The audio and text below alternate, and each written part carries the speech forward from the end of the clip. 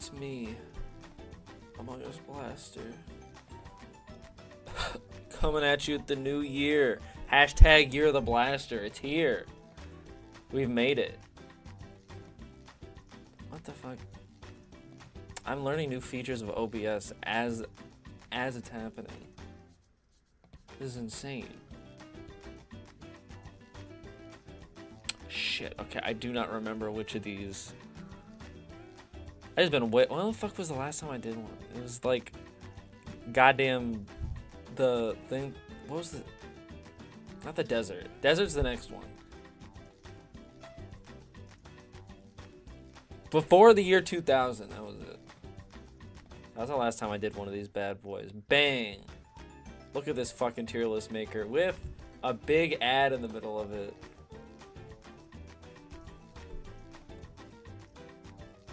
Okay, hold on a sec. No, we can enhance the experience. We can enhance the experience if, and only if, the webcam wants to work. Doesn't want to work. Okay, we're giving up.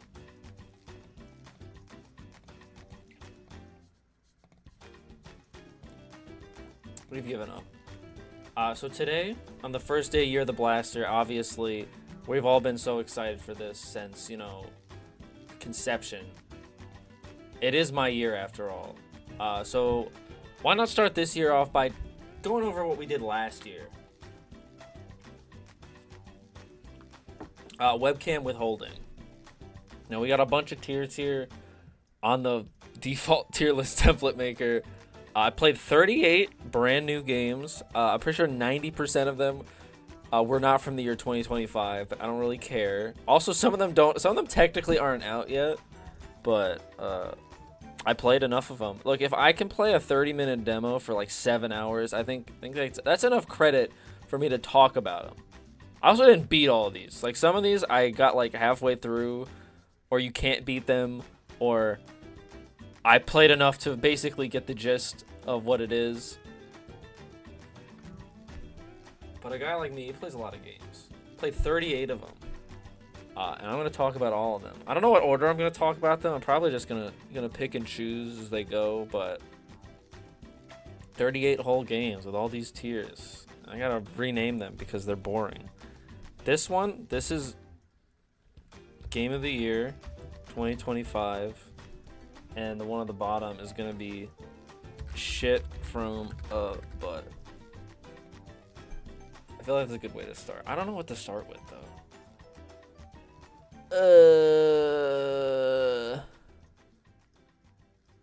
I like an order of the games that I had like an order that I played them in, but I do not remember where I put it. And I don't feel like searching through my tabs to go figure out where the hell it is, so you're just gonna have to live with it the way it's supposed to be. I guess I'll just do them in order. Do I want to start with Kirby Air Riders, though? I don't know where I'd put Kirby Air.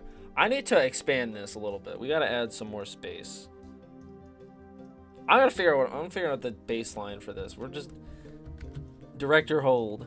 Just call these all B. They're all B. They're all B. Every single one of them is B. So Kirby Air Riders is not Game of the Year 2025, unfortunately. Yeah, as it is Year of the Blaster right now, I have to be perfectly honest. It is not Game of the Year 2025. I don't know where I'd put it. The thing with Kirby Air Riders is that it's basically like if you just took Kirby Air Ride, you know, from 2003, you cranked up the Kirby Air Ride factor to 11, and then you released it again. It's basically like if it literally like, imagine if Kirby Air Ride for the first time came out today. And it's basically what Kirby Air Riders is, and it does a really good job of being that. I think it's a fun game. It's very good, chaotic fun. City Trial still as good as ever. They made the racing a lot better than it is in the original. But there's something, I think, a little bit off with it, and I'm not exactly sure what it is. There's like, the first thing is the matchmaking, especially if you're trying to do City Trial, kind of sucks ass, because you'll just get like 5 real people in a lobby, and then every other person is just going to be a bot, and nobody wants to see that. Nobody wants to play against a whole lobby of CPUs when they're choosing to play online. If you're playing offline, then like, you asked for that, but I don't boot up my online video game to play with Jeremy, who is a CPU robot playing as Rick on the Turbo Star. It's not what I boot up the game for. I boot up the game so that I can race against a bunch of other freaks like myself that want to go to City Trial and have a good time. And when it's just like the lobbies aren't getting filled up, I think part of it is the fact that it's just 16-person lobbies, and sometimes it's hard to fill that up at the same time depending on the hours. But even if you play at like peak time, it's just not exactly the most supreme game. Another problem, I don't know if this is a problem with the game or a problem with me, but I have grown up since the last time I played Kirby Air Riders, and there's a lot of things that, like, if you're looking for like a good kart racing experience in terms of like the racing being like really, really well done, I don't know if I would say that if you want to like just grind a game and just get better at it and just keep like if you want to play this like Mario Kart, I don't think it's a very good job of doing that. If you want to play this like Kirby Air Ride, it's great at that, but if you want to play this like Mario Kart, it doesn't really work like that, because I feel like I played it, and the more I played it, I was progressively understanding the game a lot more and like getting better at it, but I don't know if I would say that like I've that much improved from the first time I played it, because like the mechanics are so simple that it's basically just all execution, which can be kind of annoying when sometimes the game doesn't want to execute, or if somebody knows how to execute better than you. I feel like I might just be complaining about a skill issue, because I do suck ass at the game, but I don't. It just feels like once you start playing, you just start stagnating with Kirby Air Riders, and I feel like I didn't have as much fun with it as I was hoping. I think if this game came out like 3 or 4 years ago, I would have said it was the greatest game ever made. But I think my taste in gaming has changed since the last time I really played Kirby Air Riders. Not Kirby Air Riders, original Kirby Air Rides. So I'd say it's like generically good. I don't know about generically. I think it's very good, but like it's not a masterpiece. It's a little disappointing. Just because I waited, if I waited when I was a little baby, waited 7,000 years, said I really wish that they would make a sequel to Kirby Air Ride, and then they did it, but they kind of just waited a little too long for me specifically, and I just like the idea of what it is, I kind of wish it was a bit more. That being said, it's still a good game. I still recommend it. It's still the best racing game on the Switch, but it's not as satisfying to get good at it in the way that something like a Mario Kart is, and that's a little annoying to me when I like to be a competitive little freak. So you can go in very good. I don't know if I'm gonna even use all these tiers, but that's where I'm putting. I'm gonna make a thing that says the game that I'm talking about, just so that I remember what I'm talking about. Talking about this one, and I'll make it pink, because everyone likes pink. Now here's a good fucking game, actually. Chrono Trigger is one of those games that you grow up and everybody talks about, like, oh, like some game from the 90s or like the 80s, like this defined a generation. It's like a game that's classic, not cult classic, just a classic. Everybody loves it. Nobody really says anything negative about Chrono Trigger, and yet I never played it just because like I just, one part of it was the fact that I just didn't really know what was the best thing to play it on, and eventually I just gave up and played the Steam release and just said, I don't care. I'm not gonna play the Super Nintendo original. I'm not booting up the SNES just to play Chrono Trigger. I'm gonna do my research, take my time, and just. Well, I actually didn't do any research. I just bought the newest release because it was easy. Because I'm a little baby, but Chrono Trigger is a game that you hear a lot of good things about, and you're wondering to yourself, is it as good as they say? And I gotta be honest, this game's kind of like, it's almost perfect. I think it's a really that's what we can call it. We call this almost perfect because that's just what it is. Almost perfect. That's basically how I would describe Chrono Trigger. It's because everything about it kind of works extremely well together.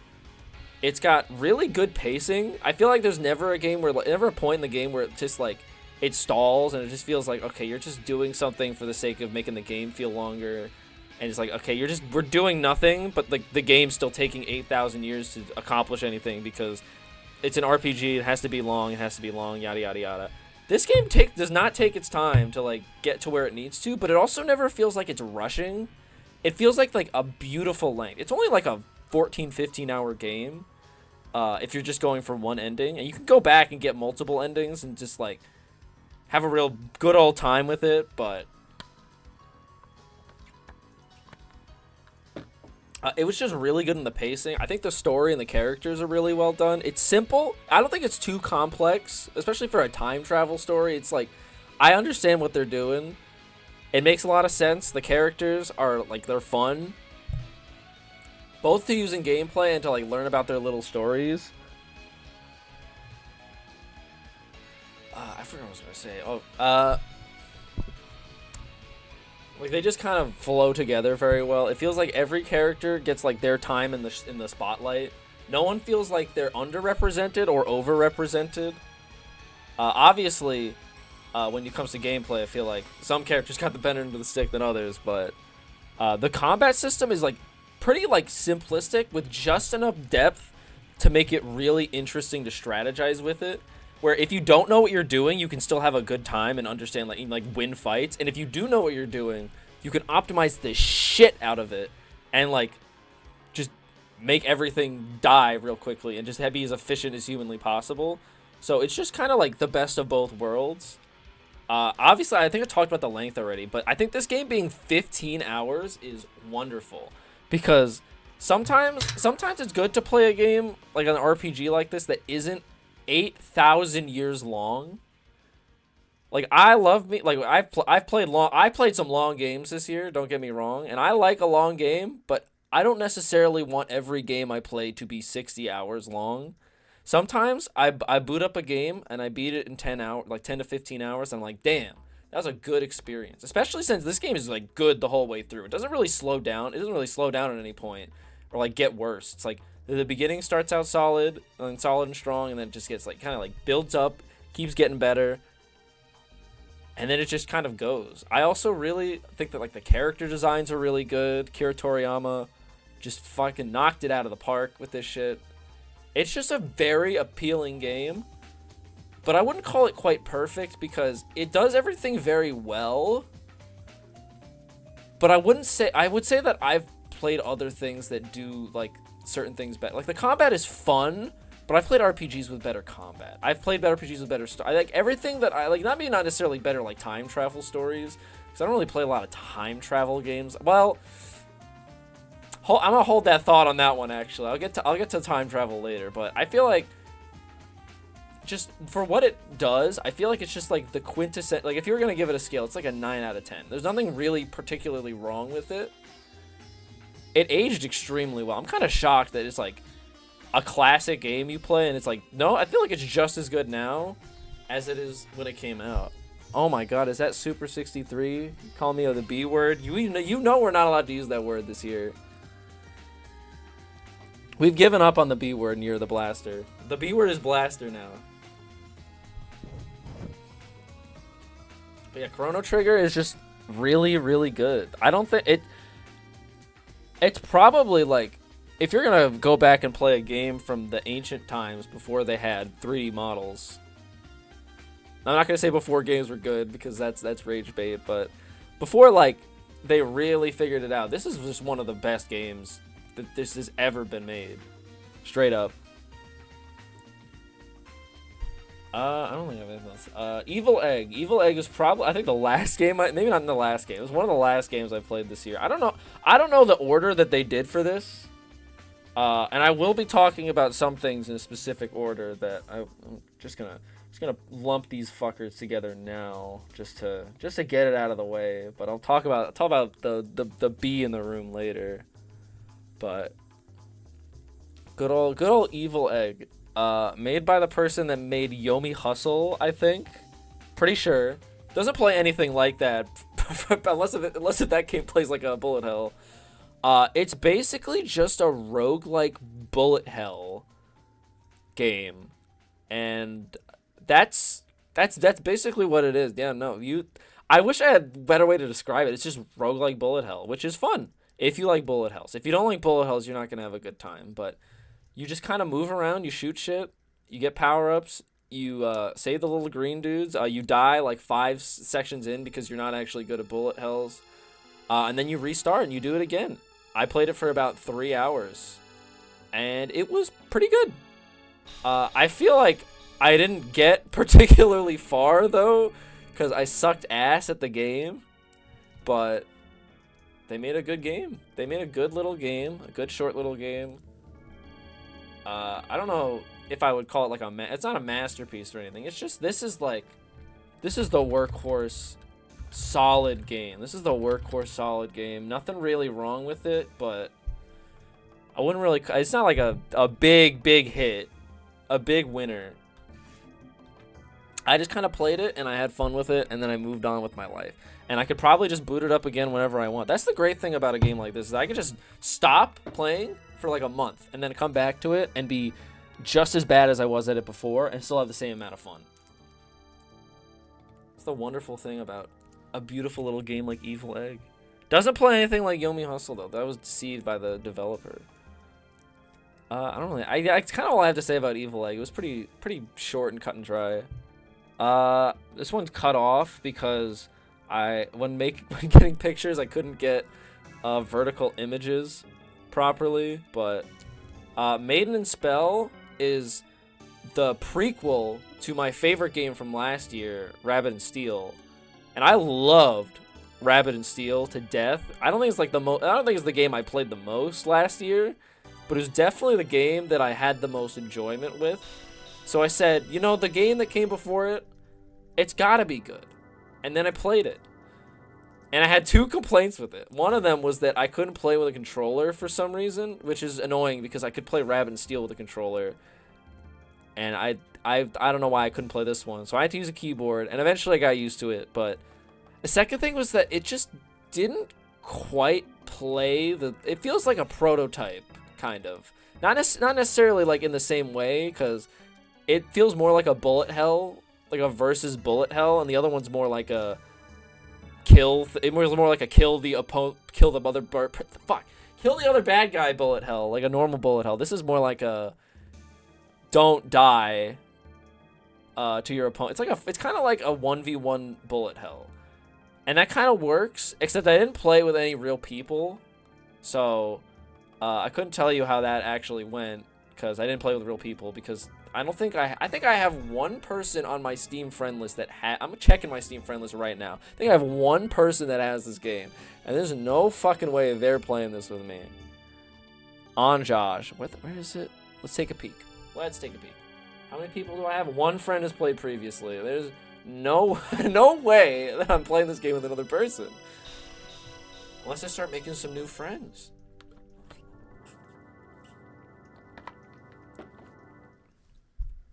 But yeah, it's basically just prototype Rabbit and Steel, which this is not game of the year. I would say this is another workhorse solid game. There's nothing like outlandish. It's just like a fine game.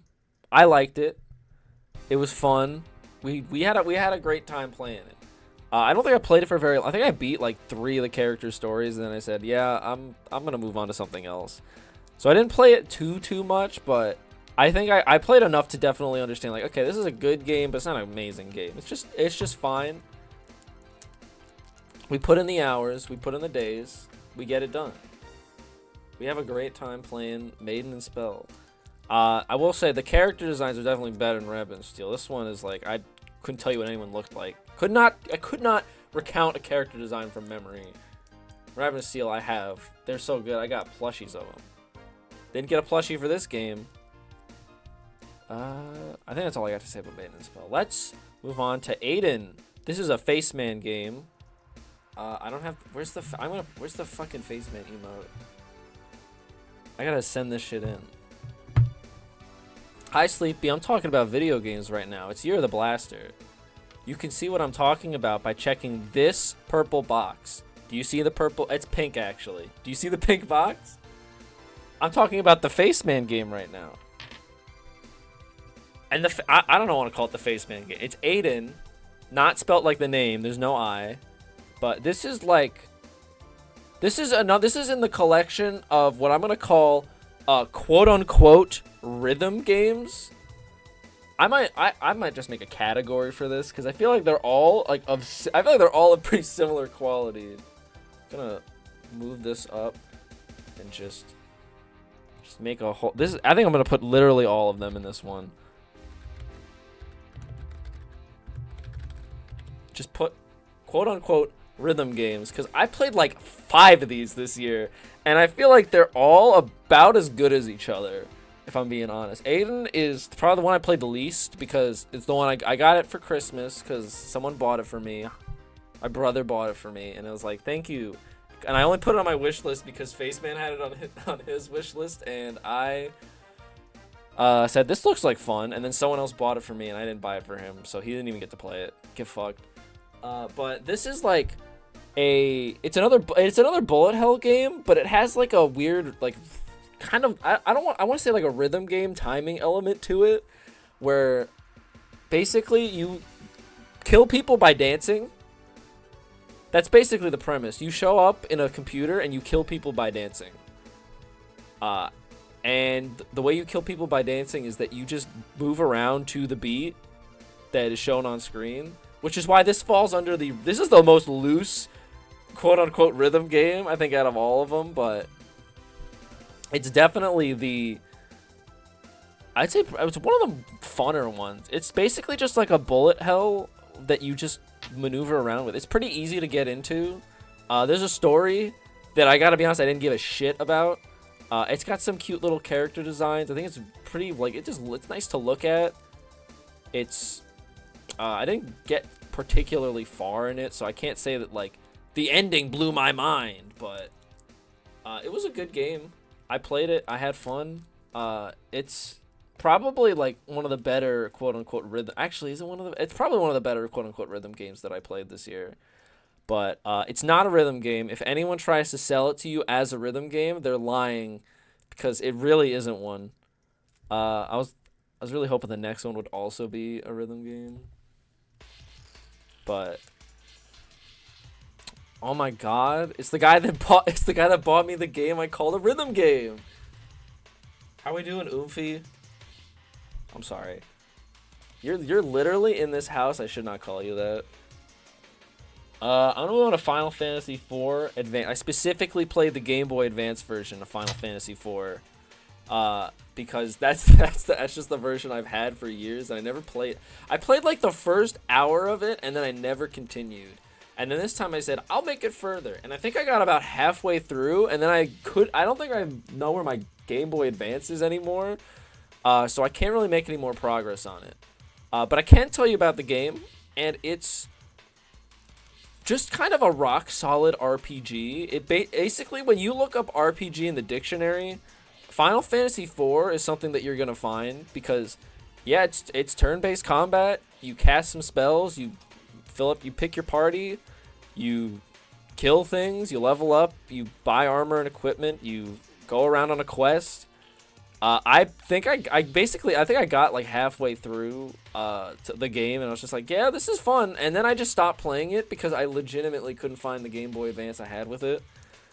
So it's kind of tragic, but it was a good game when I was playing it. The music's solid. I liked the characters quite a bit, but I wouldn't really say that they were like outstanding. The story was kind of bizarre, and I couldn't really figure out. I wouldn't really say it was like a bizarre story. It was more just like not a particularly great one.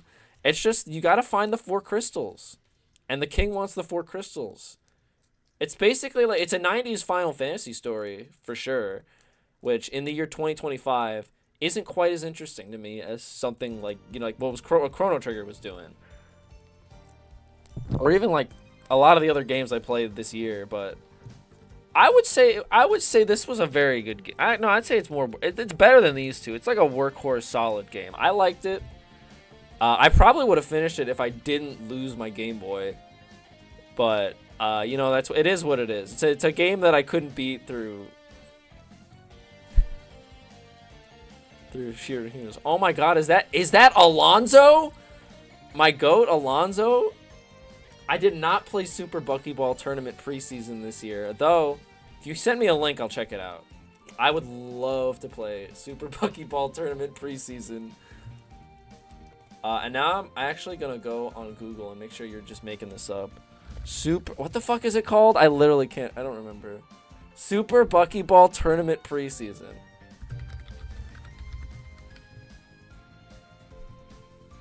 What the fuck is this?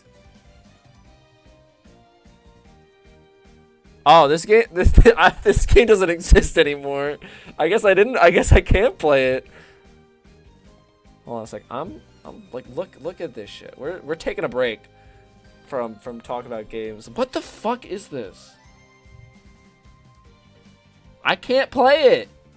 It doesn't exist.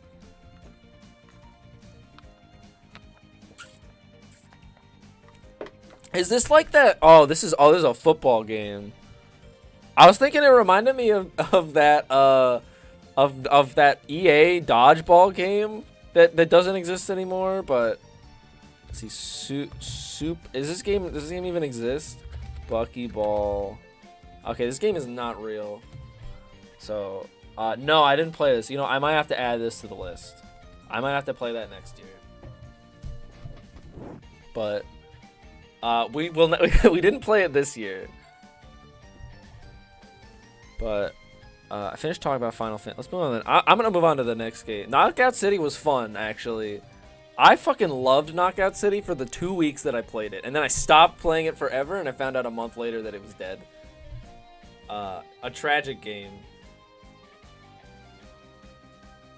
Speaking of games that you cannot buy on Steam, despite having store pages, I don't even remember how I found this game. It's called Cherry Tree High Comedy Club, and it's like a visual novel, but also like it's kind of like I don't want to say it's an MLB Power Pros. It's basically a visual novel with the lowest stakes in the entire world, because all you have to do is recruit people to your club, and if you don't recruit them to your club successfully, you don't get to have a club. And I've played a visual novel this year where the stakes were much higher. So compared to that, this is like fucking Baby Street. But honestly, the premise is kind of stupid, but it is actually a surprisingly I dropped a dice. It's surprisingly enjoyable game to play.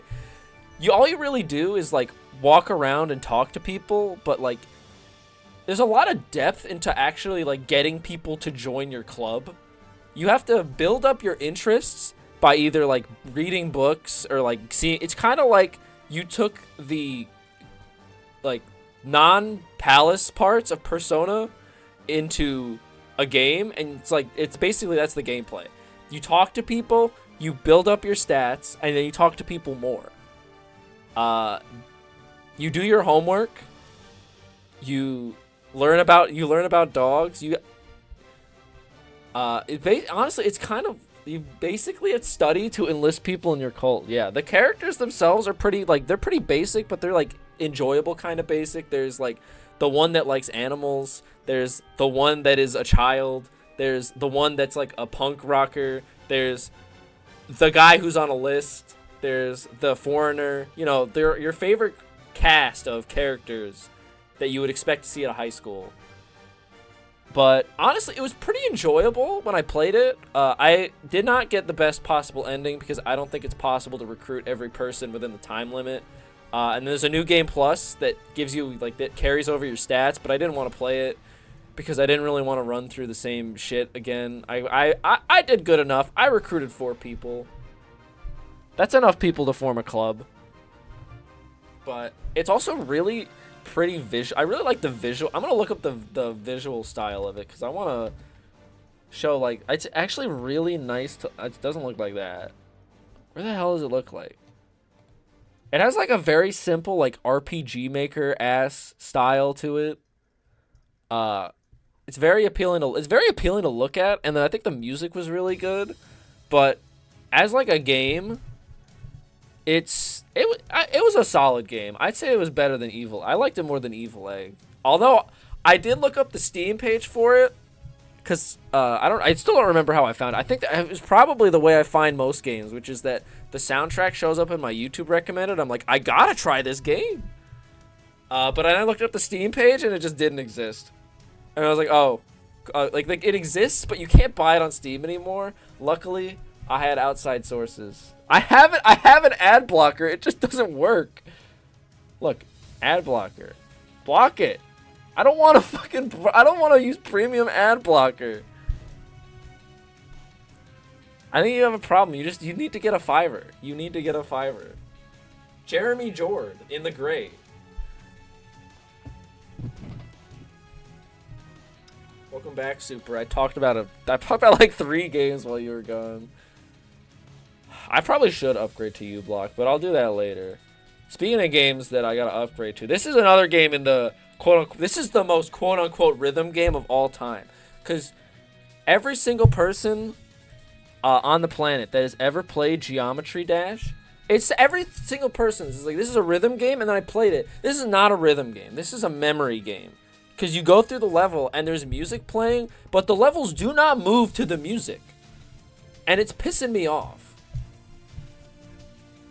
What's up, Clyde? I think I played 38 games this year, and Geometry Dash was one of them. I don't know why I put Geometry Dash in there. We're talking about it already. I mean, that's where it's going, but Geometry Dash is not a rhythm game.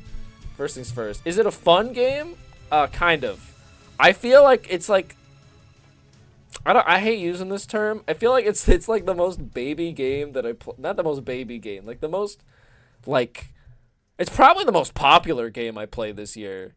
Cause if you look at the collection, I wouldn't say that most of these are like household names. I mean, some of them are, but like, it's Geometry Dash. I played it when I was 8. This is like it's like you could play this on cool math games. Jason has Geometry Dash Lite on his phone, and he beat levels better than me, and I was jealous. So I had to install it. This is a Mr. Peaky game. Yeah, honestly, some of the levels line up with the music, and some of them don't, and it pisses me off. But it is a decently fun game. I don't really think I have anything to, like... I don't think I can be the innovator on Geometry Dash. All I know is that I was okay at it, and I played it for a bit, and it was alright. It wasn't as much fun as Aiden, so in the quote-unquote rhythm games, but it's definitely not a rhythm game. It is a pretty fun game. It's classified as a Mr. Peaky type, because everybody's heard of it, and anybody could play it. But it's not like an amazing game. Not for a guy like me. What did I play? Oh, this is the VTuber game that I bought.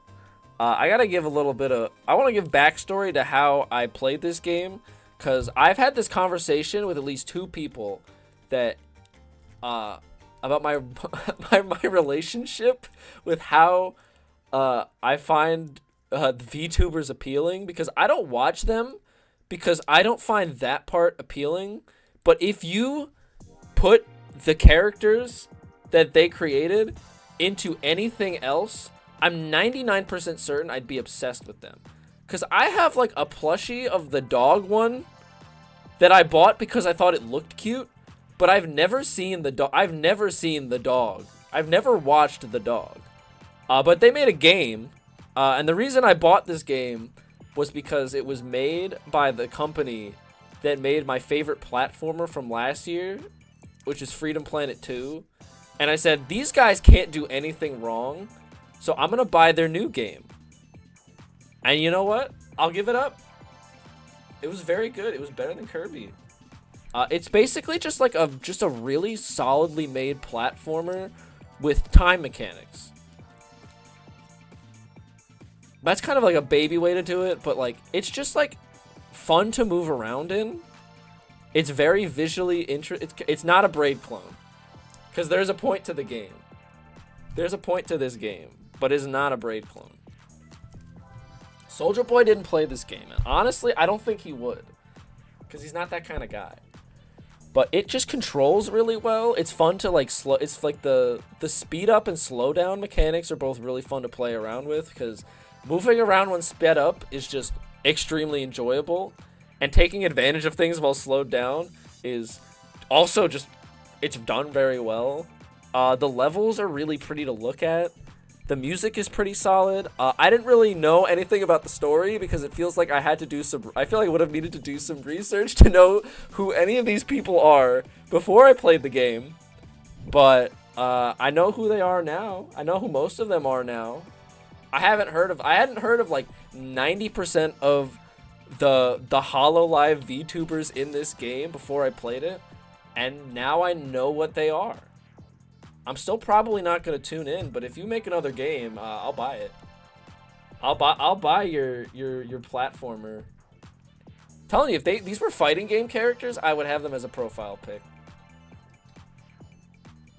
Super, I know you. I know what I am. You know what? This is probably the most tourist I've ever been about a video game.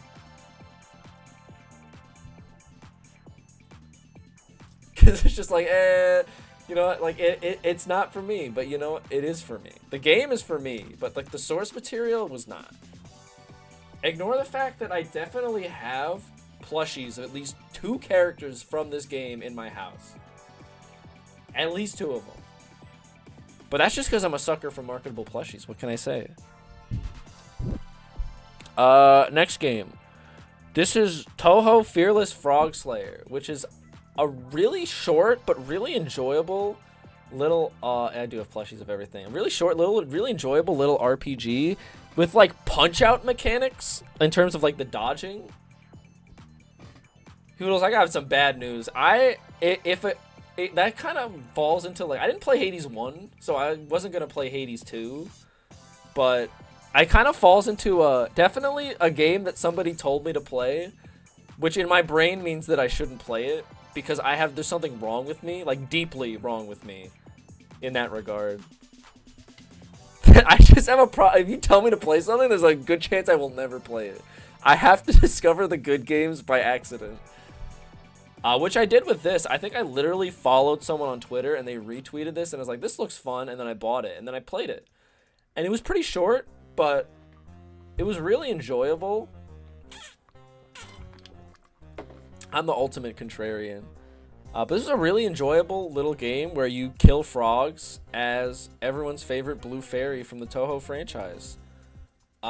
It's honestly, like, it's very satisfying to be good at and just frustrating enough to lose at, where you just like want to beat the game's ass when it kills you.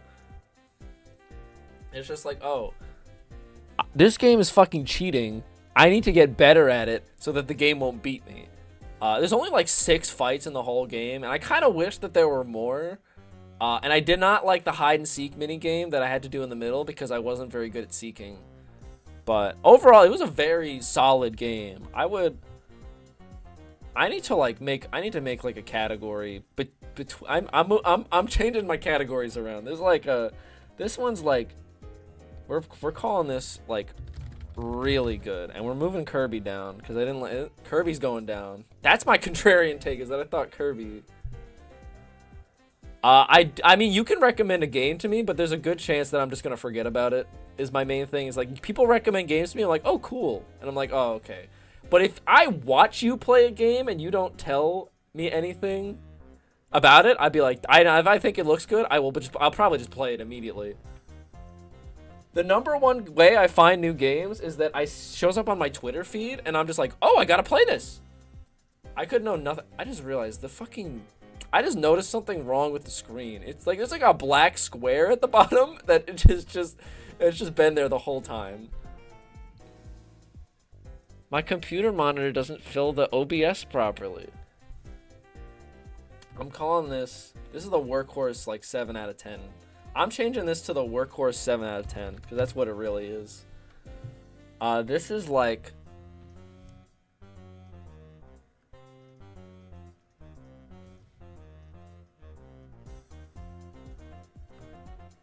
I don't want to call it good. Good is not what I want to call it. I'll call it.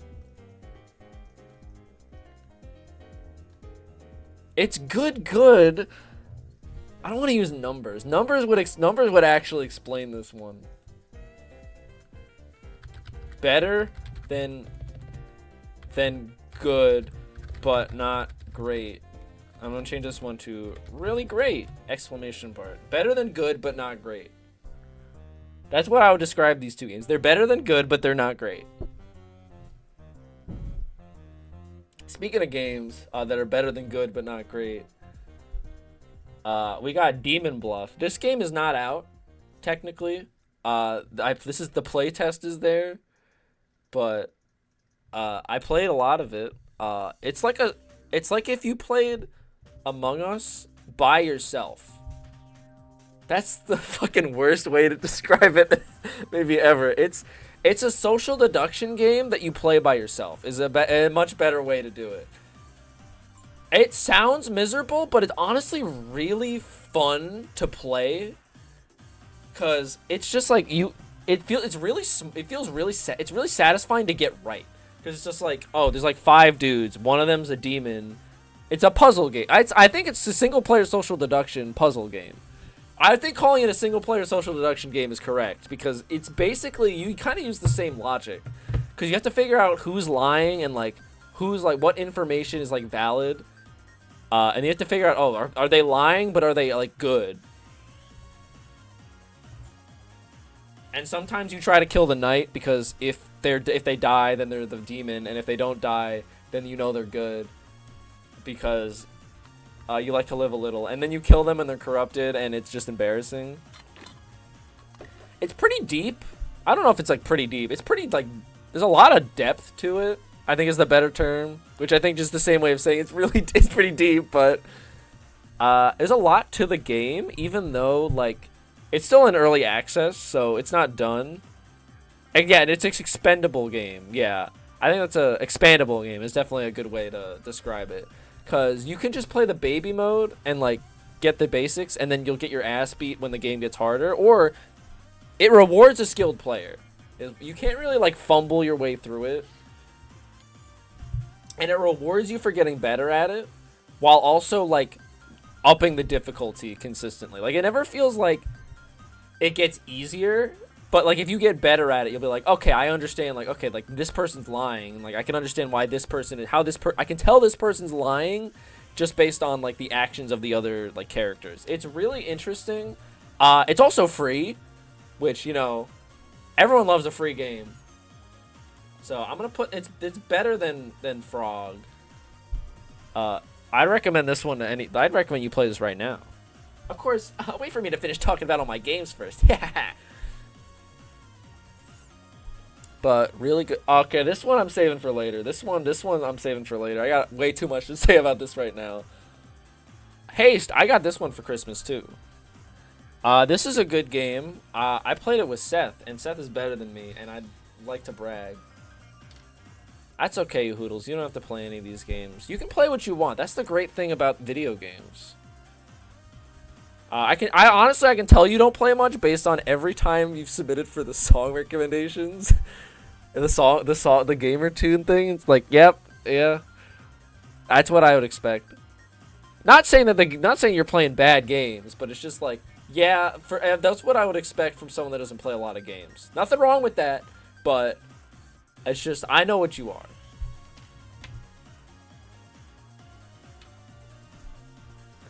But Haste is a good game. I played this game very recently. I think I didn't beat it. I got to the last thing and then I died on the final boss. What I think is the final boss. And then I got mad and I stopped playing. This is basically the perfect game for the way I play video games, because I like to play games in like 30 to 45 minute bursts. You know, I kind of wonder who got me this. There's just no way for me to figure out who got me this game. It's definitely not the person who asked that got me this game. See, I told you that I played I told you I played two of the games you got me. I didn't play Shovel Knight yet, and I didn't play the Among Us game because I don't have anyone to play it with.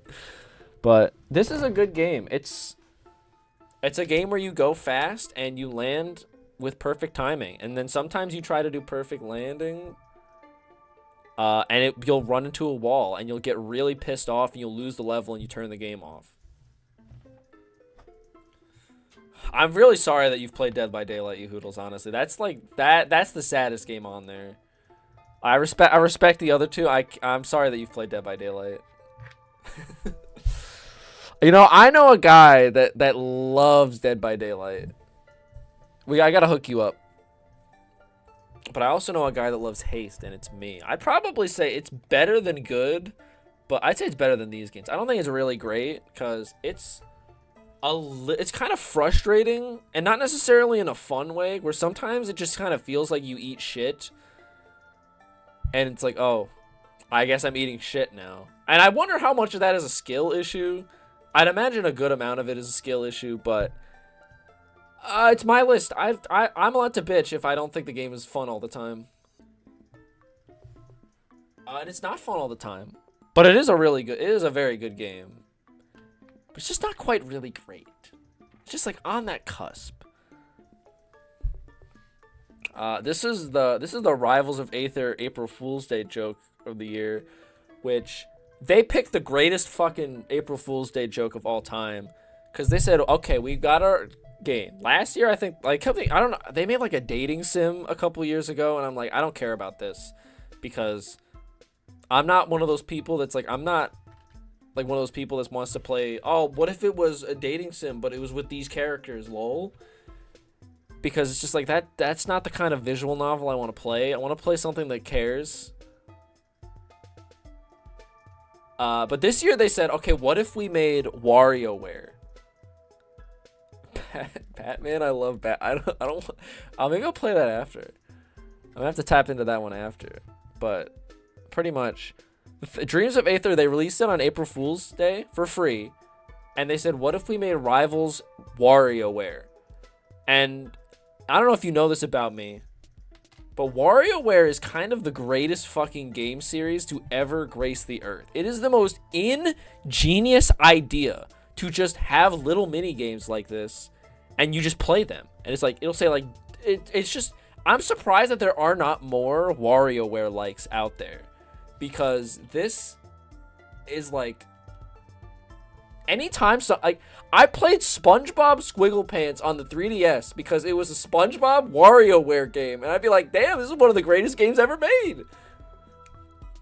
And like, that's like the worst WarioWare game of all time. This game rules. This game is fucking great because it's WarioWare, but it's WarioWare. It's really hard to mess up WarioWare because WarioWare has made a million games that control in a million different ways, and they are all good.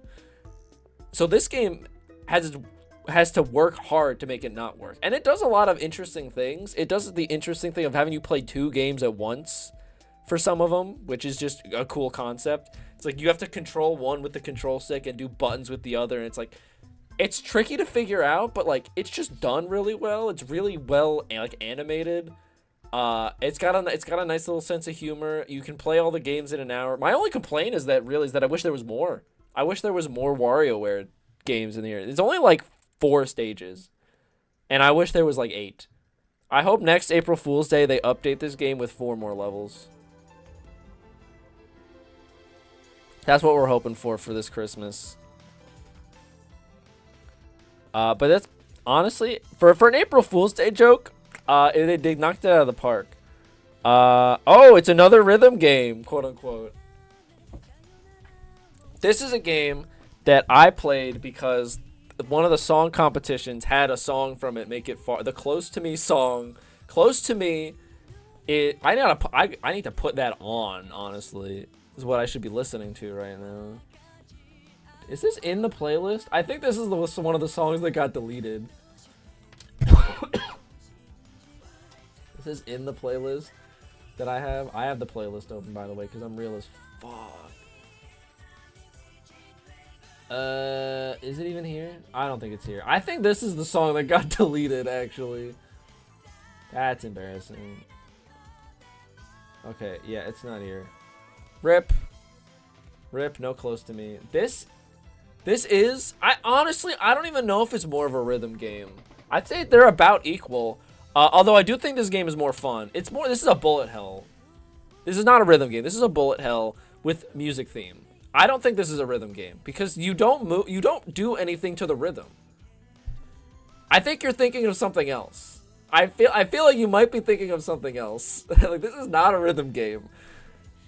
It's a fun game. Honestly, I feel like putting this one in the rhythm. I feel like I'm putting it above Geometry Dash.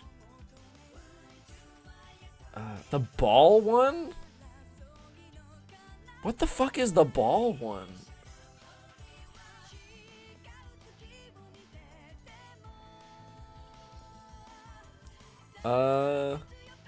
When is the next song bracket? Probably in like a couple weeks, I think. A Dance of Fire. That's a rhythm game. That is a rhythm game. But this is not it. This is a bullet hell game. Granted, it is a good bullet hell game. Because they said, what if instead of shooting things, you just focused on dodging? And they kind of like pushed that concept really well.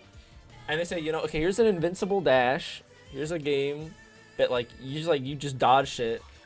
It has really, I think the bullet design is like fun. It's very fun to play because it's very generous while also still being hard, which is a good thing to do for a bullet hell because these games are not approachable. Like, these are just not approachable video games at all. I can't recommend this game that easily because you just kind of have to accept the fact that it's gonna beat your ass. And a lot of people are just like, I don't want to play a game that I have to get better at. I want to play a game that's just fun.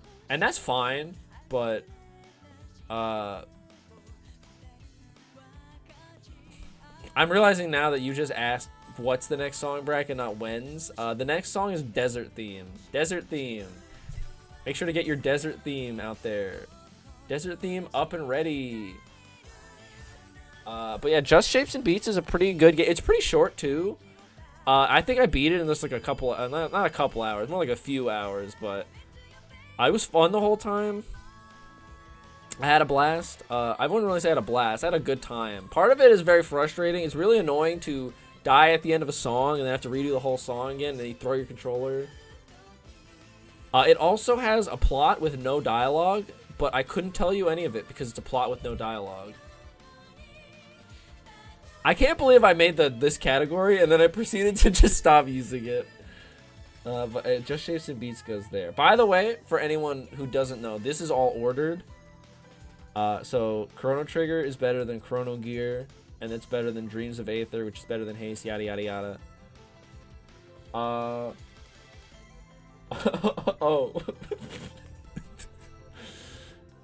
This is the funniest game I played all year. Oh, you don't know what this is? Allow me to demonstrate.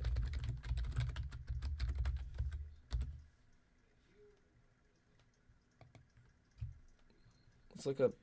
Hey, what's up, guys? It is Mike here, and welcome back to Let me get it on theater mode. It's a pretty awesome game. Well, not fun, but I just tried this awesome game, and I played a couple games. It's called the Zoo Race, and I gotta turn on the music. I gotta so turn on the bad music. that it's good.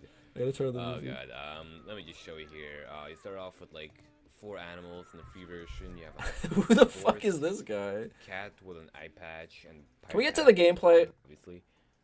This is for those who don't know, this is a Christian themed. I'm sick of listening to this guy talk.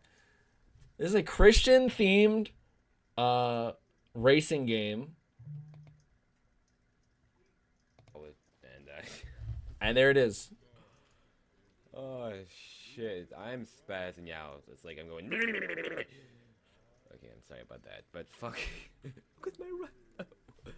Look at that. I'm not even like swimming. What is this? What am I doing? I'm just spazzing out. It's like this rhino just took a bunch of bath salts and went for a fucking run. Oh shit. Okay. All right, I feel like I feel like you have gotten the point. I gotta get to the fucking credits. The credits when you finish a song are so funny. Hold on a sec. I'm looking. This one I'm not explaining. I think I just need to show because it's funny. It's so funny. Jesus, where does Jesus show up? I don't want to watch this fucking video.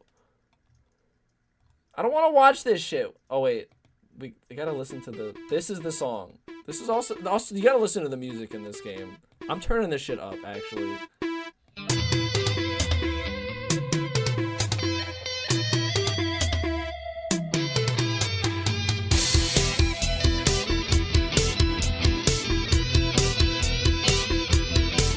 It was a 9:30 or a 9:45. They said something, then it started again. The war began. The clash was on and they started to fight. I know the word hurt, but is it right? No, it's not. Okay, I don't want to listen to the zoo race anymore. I think you get the point. Now, you think this would just go and shit from a butt, but I've got some news for you. We're adding another tier. Funniest game ever made. This is the funniest video game I think ever ever created. I'll be honest. 'Cause it's really hard to describe. There's also the opening cutscene that I didn't show you that you can go look up on your own. Just look up the Zoo Race opening. It is one of the greatest gaming cutscenes of all time. But this is it. Everything about it is a disaster because it controls like shit. It's a racing game you can only play by yourself. You can't even play with other people. After every level, you have to watch Noah run for like 15 minutes, and then you watch all the animals dance. The race, it's just like the AI is cheating. Like literally, if you do not pick certain characters, you will never win any race. It's a fucking disaster of a game, but it's such an honest disaster. I feel like it was made with honest intentions that it just comes off as really funny to play. And the fact that it looks like such shit kind of adds to the experience. It literally looks like someone's mom made it. So that's why this is the funniest video game ever created just on the planet. They probably did. Honestly, if they made this in a couple weeks, that's kind of impressive. They definitely made this, and they said they showed it to their Bible study, and then everyone just had to pretend to be impressed. They said, what the fuck is this? They're like, Ruben the Rhino? Are we being for real? Ruben the Rhino? No, I'm talking about Bubsy. I'm putting the music back on. I'll talk about Bubsy when I get to Bubsy. Because I got a lot to say about this creature, but we're not there yet. Heart and Slash. This is another roguelike game I played that I found because the music showed up on my YouTube feed. That's why I played this game. And then I looked it up. I was like, this looks fun. And it was like $5, and I played it. And we're making a new tier for this one. It's not that bad, but it's not that bad of a game. But like, it has like a weird plot element to it. It controls extremely. It's like everything is moving through honey.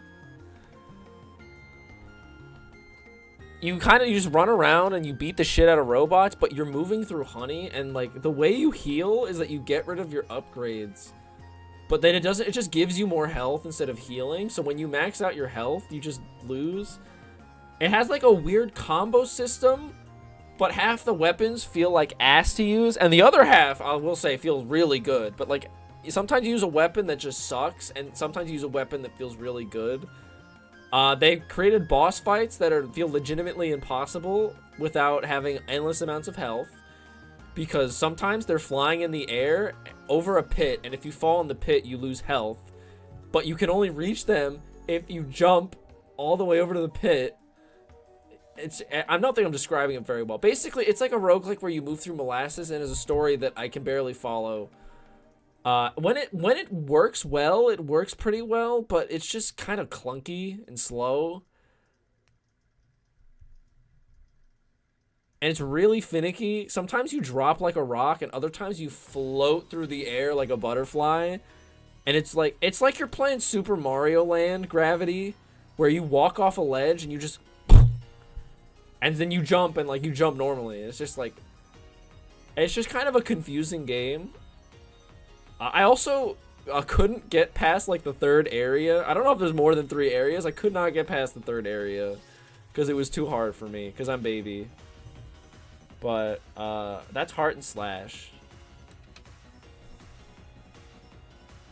Not a great game, but you know, this is the, I think, the last of the quote unquote rhythm games that I played. And this game, I'm gonna set the stage. This game has really good music.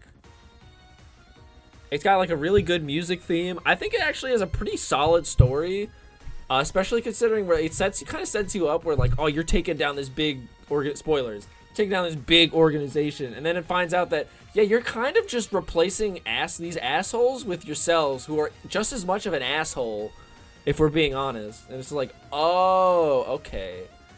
It has the guy from Yeek in it as a character. Just straight up, he's just in the game. I think his name is Clint.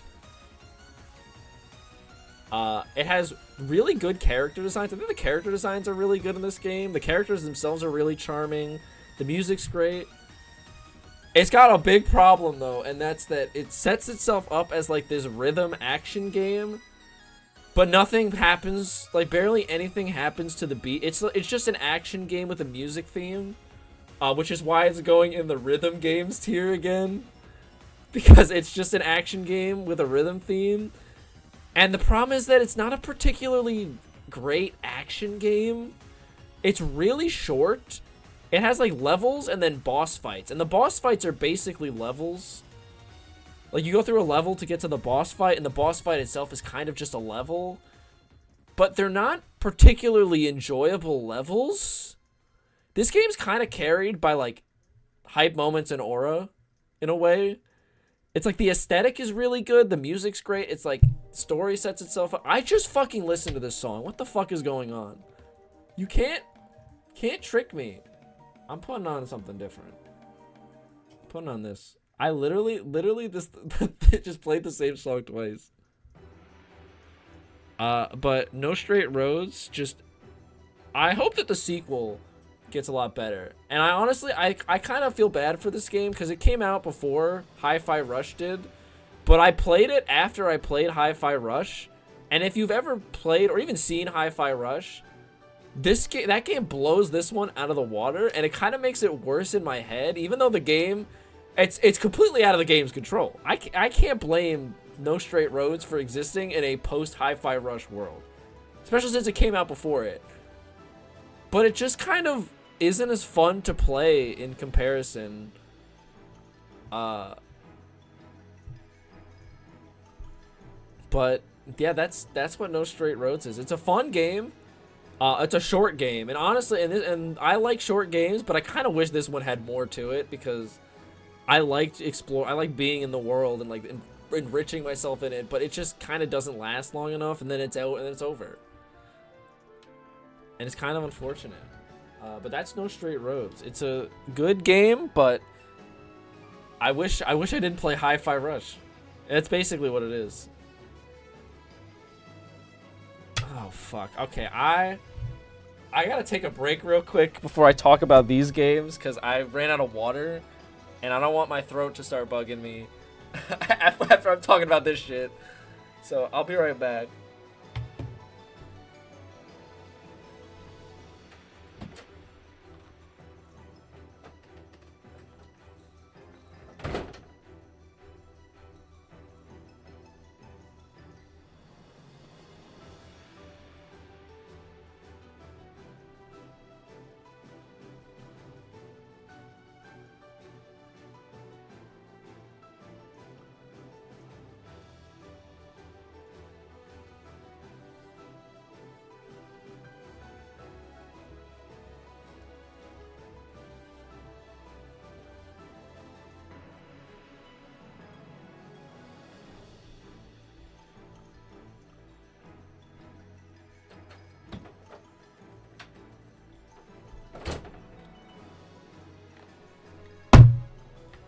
I didn't mean to slam my water that hard, but I think I'm ready to talk about. I think I'm mentally ready to talk about Bubsy now. Okay, so for a long time, people online have always talked about. I'm putting all three of these. Talk about all these at once, back to back to back. Let's just get them all over with. Get this shit out of my sight. Okay, so I know Heck and Super both read the long tirade I had about all the Bubsy games, and I'm probably gonna say a lot of the. I'm about to get to that, Ehools, don't worry. I'm about to say a lot of the same shit, but basically, I'm gonna give backstory as to why I played these games in the first place first, just so you can get the lore. Bubsy is like a franchise that I feel like a lot of people know, and they're like, yeah, Bubsy's so bad, lol. And I gotta be honest, I think all the people saying that would not be able to accurately describe why Bubsy sucks. They just say that Bubsy sucks. And I kind of wanted to know, it's a combination of that and also the fact that they announced a random Bubsy game like last year. They announced it last year, and I was just like, what the fuck? Maybe honestly the most shocking game announcement of last year was the fact that they were making another Bubsy game. Because nobody in their right mind is asking for it. And the funniest part about it is that it actually looks pretty good, which is kind of going against the spirit of Bubsy, because every Bubsy game prior to that one looks it's just not very good. Spoiler, none of these games are gonna get rated very highly, but I figured I want to play Bubsy out of spite and figure out why these games are so ass. So I played Bubsy 1, and I'm not gonna lie, I kind of deliberated this for a while. I think the first Bubsy might be the best one, which I think when I bitched about Bubsy last, I think I said Bubsy 2 was better, but I kind of thought about it. I think Bubsy 1 is far more ambitious in terms of what it tries to do, because Bubsy is a game that they made because Sonic came out in 1991 and everyone tried to make their own Sonic, and Bubsy was just another person trying to make Sonic. And you can tell because Bubsy moves fast as fuck in this game. There's no reason why Bubsy should be moving at the speed that he does. But see, you know how in Sonic, when like the levels are designed around you generally moving pretty quickly, and or they reward you for finding ways to move quickly? Bubsy takes it to a new level where they decide if you try to go fast at all at any point in any level, unless if you get insanely lucky or you know every inch of the level, you are going to die repeatedly. Because Sonic has a feature where when you get hit, you drop all your rings. Bubsy has a feature where you get hit once and you die instantly, no matter what. Which, you know, that's problem number one. Problem number one is that you die in one hit, and that's annoying in a game where like you're trying to go fast. But you know, it can't be that hard to dodge enemies, is what you would think. Except I'm pulling up a screenshot of Bubsy real quick, because I need to show you the problem with this game. Okay, is there any fucking game? Do you got any gameplay? Okay. I don't want to go on the Wikipedia page. I want to pull up the picture. I don't want to go to the Wikipedia page. Just zoom in the picture. Let's zoom her in. Okay, so here's Bubsy. This is Bubsy. First things first, I want you to guess how many things on this screen can hit you and kill you in one hit. I want you to guess. Just give me an answer.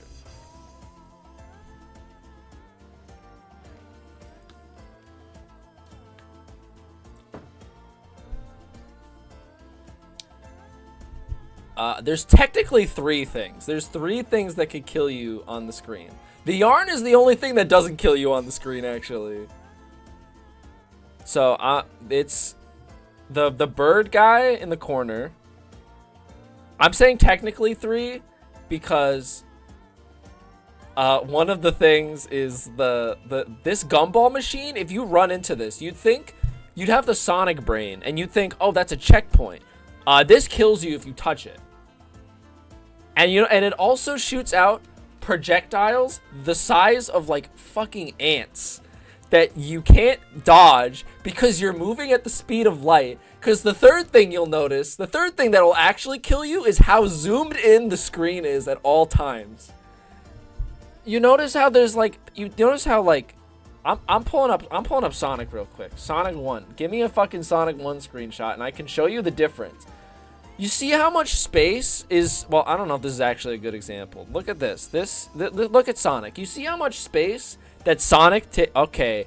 I didn't realize he was going to be moving. Okay, there's got to be like a regular, okay, well, you see my point though, right? You see how Sonic barely takes up any space on the screen? And like you can clearly see the level? What if you couldn't do that? What if Bubsy takes up like a good chunk of the screen and the game is too zoomed in? So half the time when you jump, by the way, you jump to the moon in this game. You moon jump in this game, so you jump really high. You could jump from where this yarn ball is all the way up to where the bird is by just pressing A. And then you jump underneath the bird and he kills you instantly. Because if you touch the underside of something, you're going to die, by the way. Just in case if you thought, this was a fun time to have. So that's problem number 2. The third problem, this is something I don't know if I can describe. Can I look this up? Can I show this? I'm showing off this fucking thing. Oh, we're looking up the bosses. We're watching a YouTube video. Sorry, music. We gotta watch all final bosses. I'm gonna show you every boss in this game, and you'll understand the exact problem. Okay, first off, they all look like this. You see how you jump on it, and it just sends you careening off to the other side of the screen? If you hit that big-ass yarn ball down there, you die, and you have to go back. Which is just really great game design. Also, like, you can, like, jump on it, and sometimes it won't tell you that you actually landed on it. You just have to guess. So that's, like, what every boss fight is like, and I want to show you the final boss, because this shit is insane.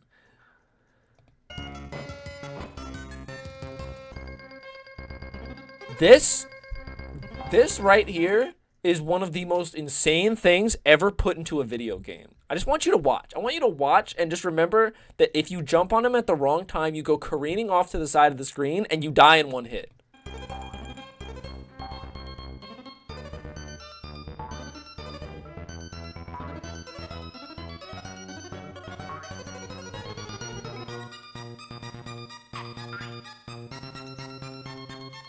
Okay, you got all that? You got all that? You digested all that? If you don't land directly on top of that guy, 1, he kills you. 2, if he doesn't somehow kill you, you just go fucking flying. Because for some reason they said, yep, let's just have the worst boss ever in a video game.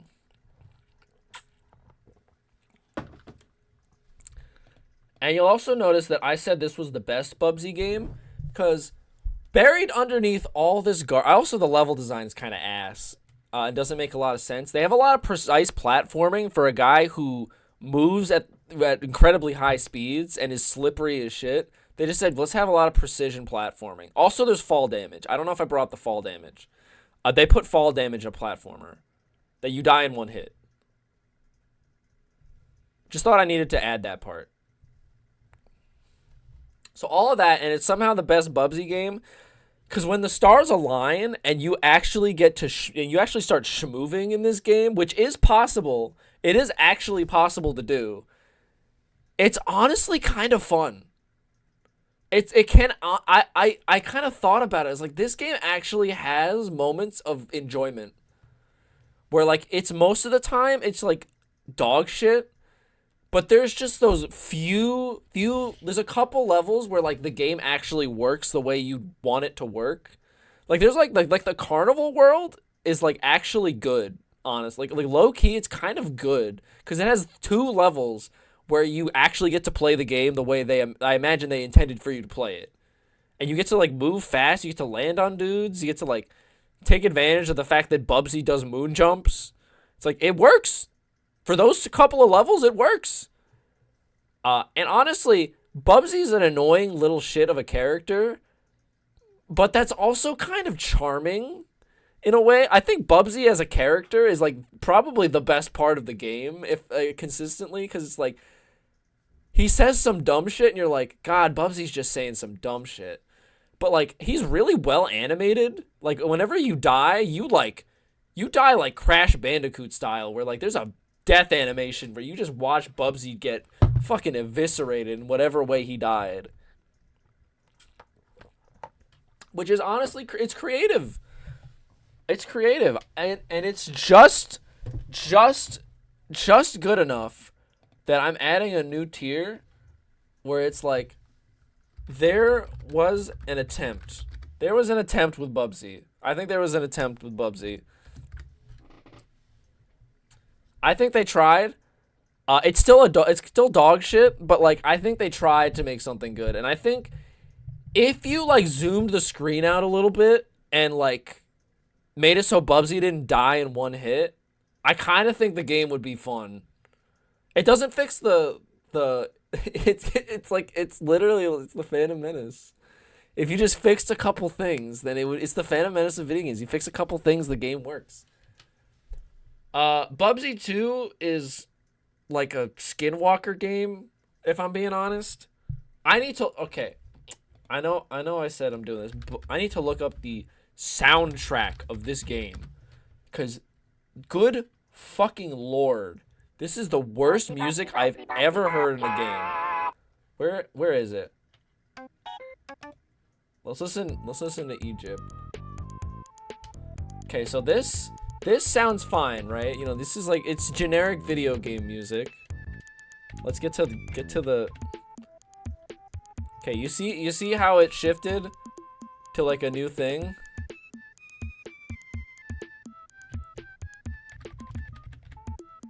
Okay, you see how it's shifting like this? You see how okay, you look at this thumbnail and you see how there's a million different Egypts? See how there's 1,000 Egypts? Okay, let's go to like Egypt 4-1.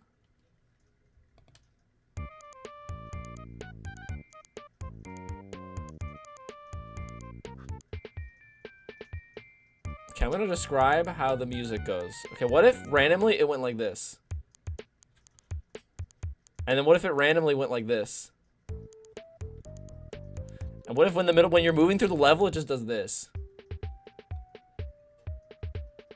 I should probably turn up the volume, honestly.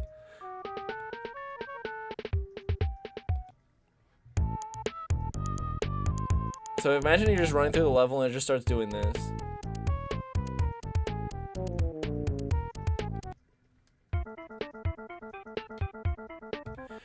You see how it just gets fucking incoherent and I'm just clicking on a button? I'm not doing a great job of explaining it, but like, you see how it just shifts between a bunch of different songs randomly throughout the game?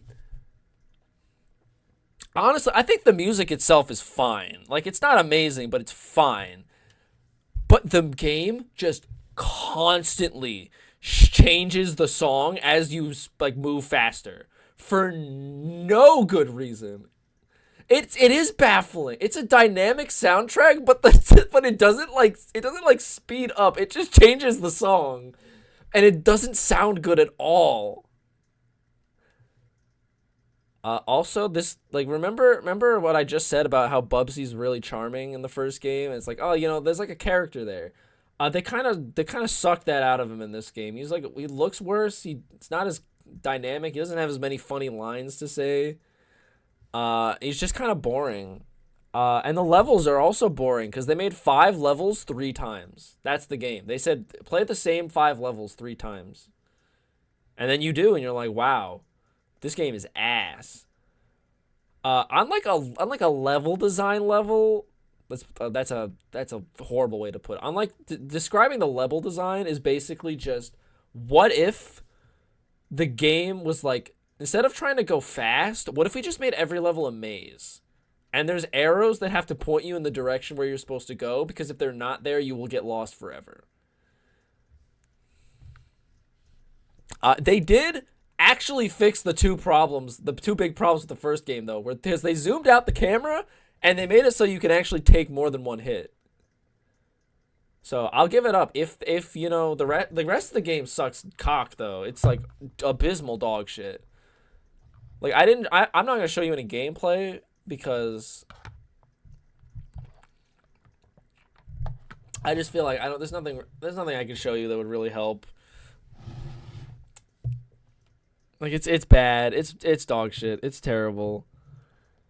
But it's just this is shit from a butt. This is shit from a butt. This game is shit from a butt.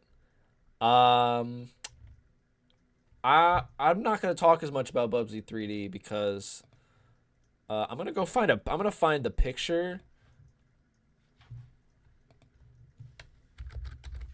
I'm gonna go find a picture real quick.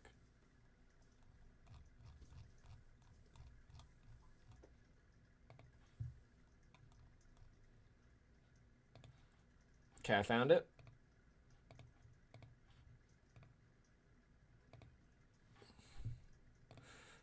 Fuck, I didn't even do that. All right, you see this picture? Let's take a look at this. Okay, it's a little zoomed in now. No, it's not. Let's zoom out a little bit. This is what Bubsy 3D looks like.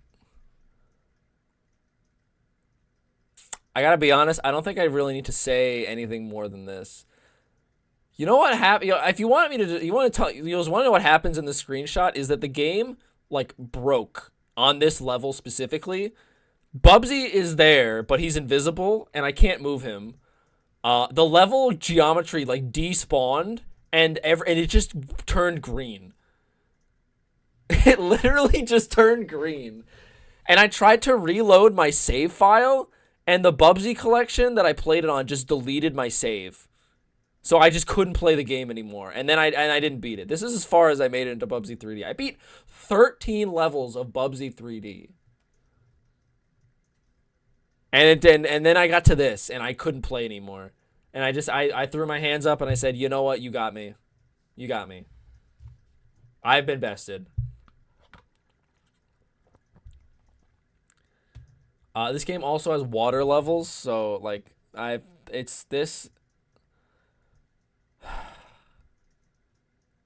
I'm moving Bubsy 2 up because I think these two games are incomparable. Everyone talks about Bubsy 3D being the worst shit ever made, and like you'd think that like they're lying, but they're not. They're really not. This is one of the worst games ever made.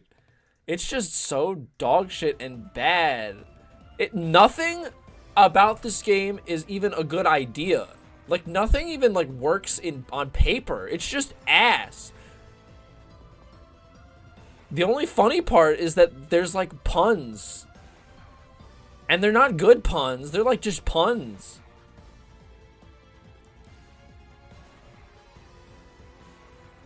Okay, I tuckered myself talking about Bubsy. I'm going to get back to talking about good games. This is a good game. This is actually also a game that pissed me the fuck off. But this is a good game. Crypt of the Necrodancer. Honestly, I'm actually gonna wait. I'm actually gonna switch. I'm gonna do the other game first because I technically I played Rift first, so I'm gonna talk about Rift first. Rift of the Necrodancer is a rhythm game, and it's not like a quote-unquote rhythm game. It's like an actual rhythm game with like notes that you play. And I played this game, and then I bought Crypt, so I'm gonna talk about them in that order. Rift of the Necrodancer is like just a good rhythm game. It's arrow keys up, it's left up, fuck. It's left, right, up, and then you press down to press all of them.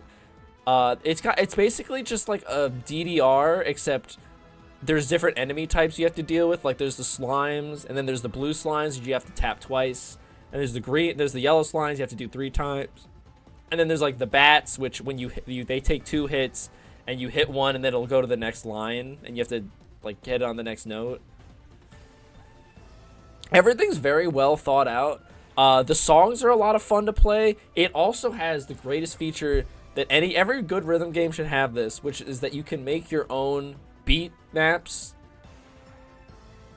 You can just make your own songs, do whatever you want. You could make beat maps for the songs that they released as DLC if you're a real asshole and just play them for free. If you're just a piece of shit. It collabed with Hatsune Miku, so you know it's good.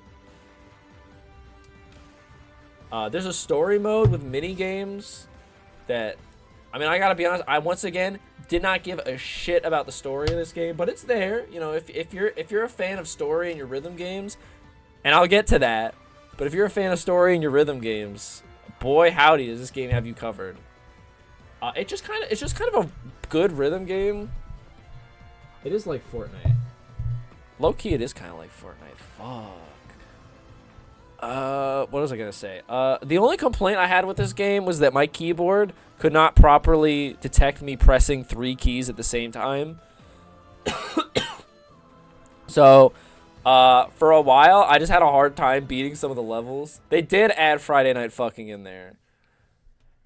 And I gotta say, the character designs are really good in this game. I'm not gonna pull them up. Actually, you know what? I am gonna pull them up because they just look really good. I think.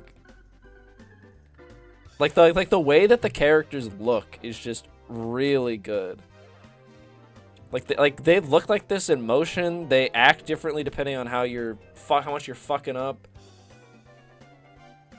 Remember that? We're going back to the VTuber conversation. Remember that shit I was saying? This is literally what I meant. If this is a rhythm game character to me. This is not a VTuber. This is a rhythm game character, and I played their song. But yeah, they got good character designs.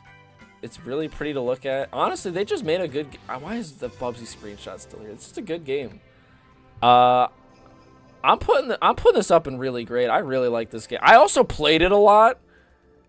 I played it a lot. I think if I looked at my Steam, and I think aside from Marvel Rivals, which I just stopped playing halfway, which I was just grinding because it was Marvel Movie, I think this was the game I played the most. For now. Well, actually, not for now. The year ended. But now we're going to talk about Crypt of the Necrodancer, which is it's a roguelike rhythm game. This is not a quote-unquote rhythm game. This is a real fucking rhythm game. Because, one, it makes you really mad when you suck at it. And this game is frustrating in the best kind of way. Where you have to, like, the game will beat its mechanics into you. And you have to learn that, yeah, no, sometimes you're just going to get fucked. It's a freaky-ass rhythm game. You're just going to get fucked sometimes. You are just going to get destroyed. You have to move to the beat, and everything moves to the beat, pretty much, is what the game is. It's like Hi-Fi Rush. God, I need to stop comparing every rhythm game to Hi-Fi Rush. But you move around to the beat in a roguelike fashion. You go through levels, you beat 3 stages, and then there's a boss. And the bosses are pretty cool. Like, you get to, like, they're all, like, have different ways you beat them. Like, imagine a burger, imagine a Hi-Fi Rush. That's how I see rhythm games. Hi-Fi Rush permanently ruined my perception of every rhythm game because every rhythm game has to compare to Hi-Fi Rush. And I'm going to talk about that more when I talk about Unbeatable, but, like, I'm going to talk about it again. But yeah, this game, it plays really well. It also has Hatsune Miku in it, which is just an epic win. Epic win for all involved. And even they even got a Miku to make a song for this game specifically, which I think is really cool that they did that. But yeah, it's just a very fun, but also very frustrating game because I've never wanted. This is probably the game that made me the most mad this year, which is saying a lot. Which is actually saying a lot. For a game to make me pissed off like this is like I had to go outside. I had to take a walk because I just couldn't fucking beat the stupid skull boss. But yeah, I didn't even talk about the music. The music in this game is really good. It just kind of comes together as a really unique and really like perfect package. There's not really something like it. But it's not as good as WarioWare, I'll be honest. It's really great, but it's not as good as WarioWare. And I think it... Honestly, for a game that's like it still gets content too. Like it got a content update like last month, which is crazy because it came out in 2014. I almost just I almost just pissed my pants, metaphorically. But I took a sip of my water and I opened the lid and I almost spilt it all over myself. It would have been so embarrassing. I couldn't even turn on my webcam to make fun of myself, though. Okay, well, this is like... This next one is like I need another tier. I need another tier right here.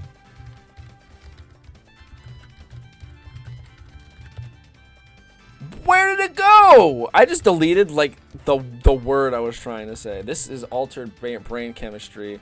We're putting pop in music right there, and you might be wondering, why would I do that? What is pop in music? I've never heard of this game. I've never heard of pop in music. Well, let me tell you something. Let me tell you something real quick. That's not the right GIF. Fuck, I have to find the GIF. Where's the GIF? Where is it? It's gotta be this one. It's gotta be this one. It's not that one! No, Super, I have it on here. I have it on here. It's not this one. It's gotta be this one. Yes! Okay, this GIF right here, this altered my brain chemistry. I didn't even put brain, I just put altered chemistry. This is an altered, this shaped my life. This has changed my life permanently. If you don't know what the game is, it's called Poppin' Music, and it's got 9 buttons. It's an arcade game with 9 buttons, and I wasn't very good at it. I played it in Houston, and I wasn't very good at it. But I saw this, and I'm like, this is life-changing. This two-step is insane. Honestly, it's like it's a way harder game than... This might be the hardest game I played all year if we're going by, like, top difficulty. But... I played the songs that had a difficulty of 9... So I was good. I was really good at playing songs that had a difficulty of 9. But this right here, this was life altering.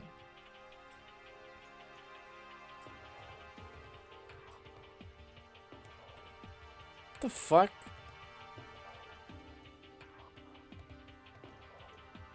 I just got so confused. Yeah, the fact that you can't spam buttons and like bullshit your way to like getting decently far into a song is crazy because there's so many buttons. There's 9 buttons and they're positioned in such a way where you will just accidentally hit the wrong button all the time. But it's also so brilliant because it's like it plays well. It changed my life. This is a life-changing game.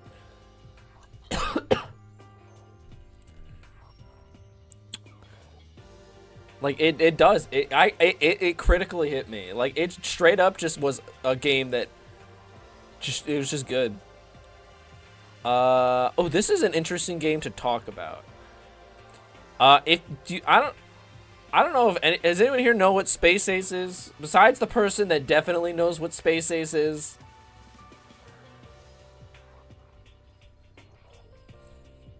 Okay. This game is actually really cool, but it's also abysmal dog shit. So, back in 1984, they said, what if we took a cartoon and we made it into a video game?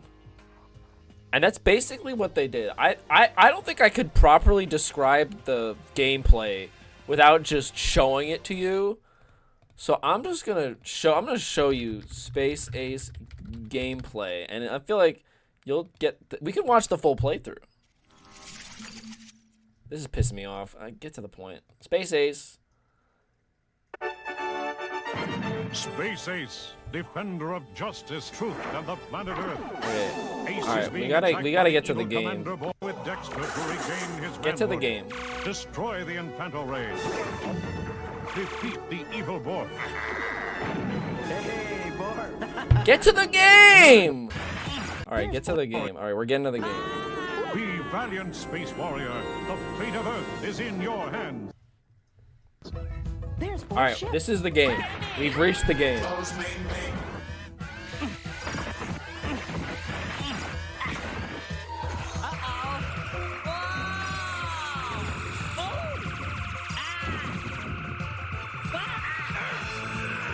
Okay, do you see why this kind of sucks ass to play?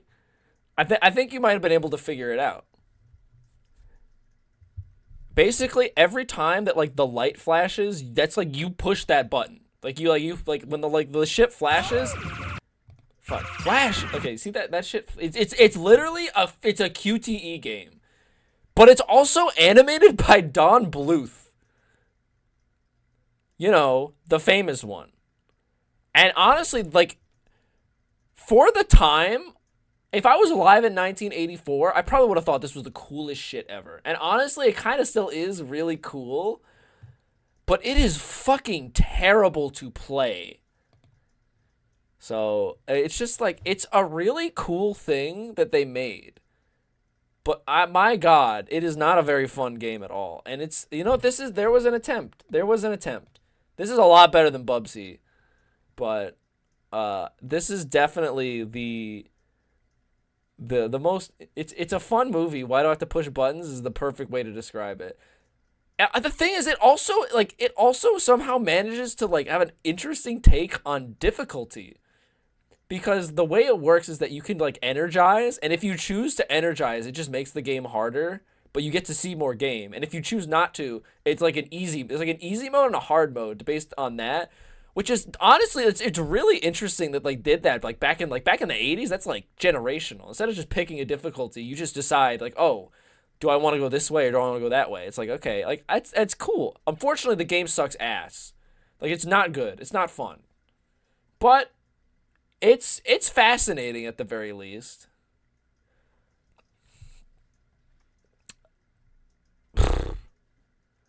Okay, this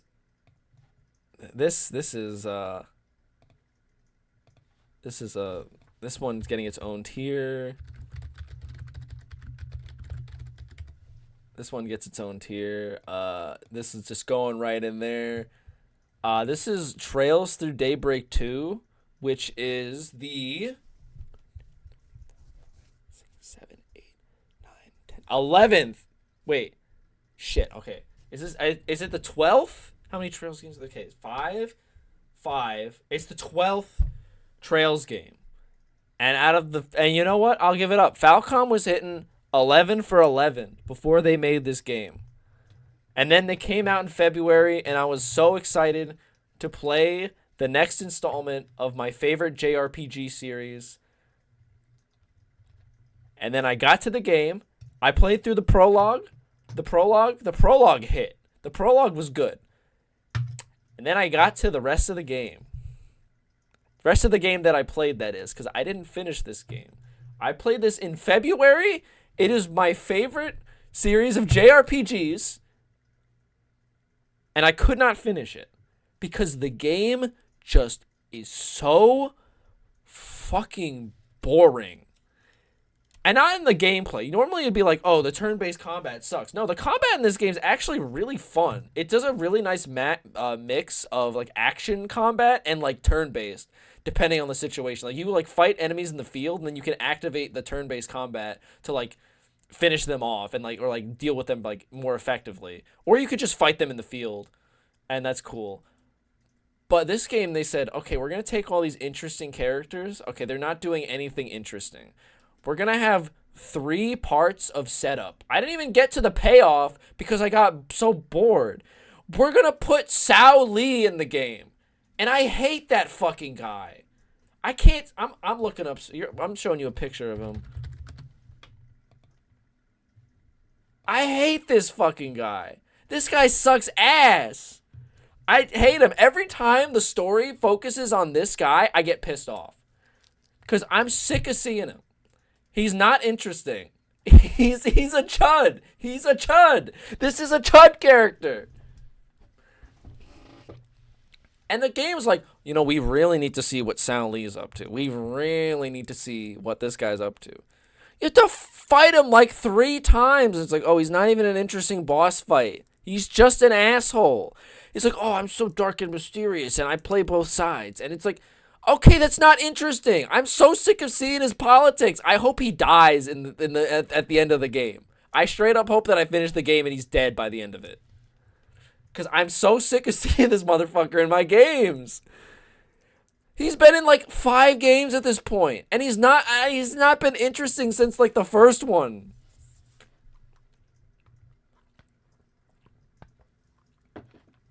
They just woke up and said, we're gonna put the dumbest piece of shit, not even a piece of shit, he's just not interesting, and they keep putting him in the game. He's potential, man, but like he's never reaching his potential.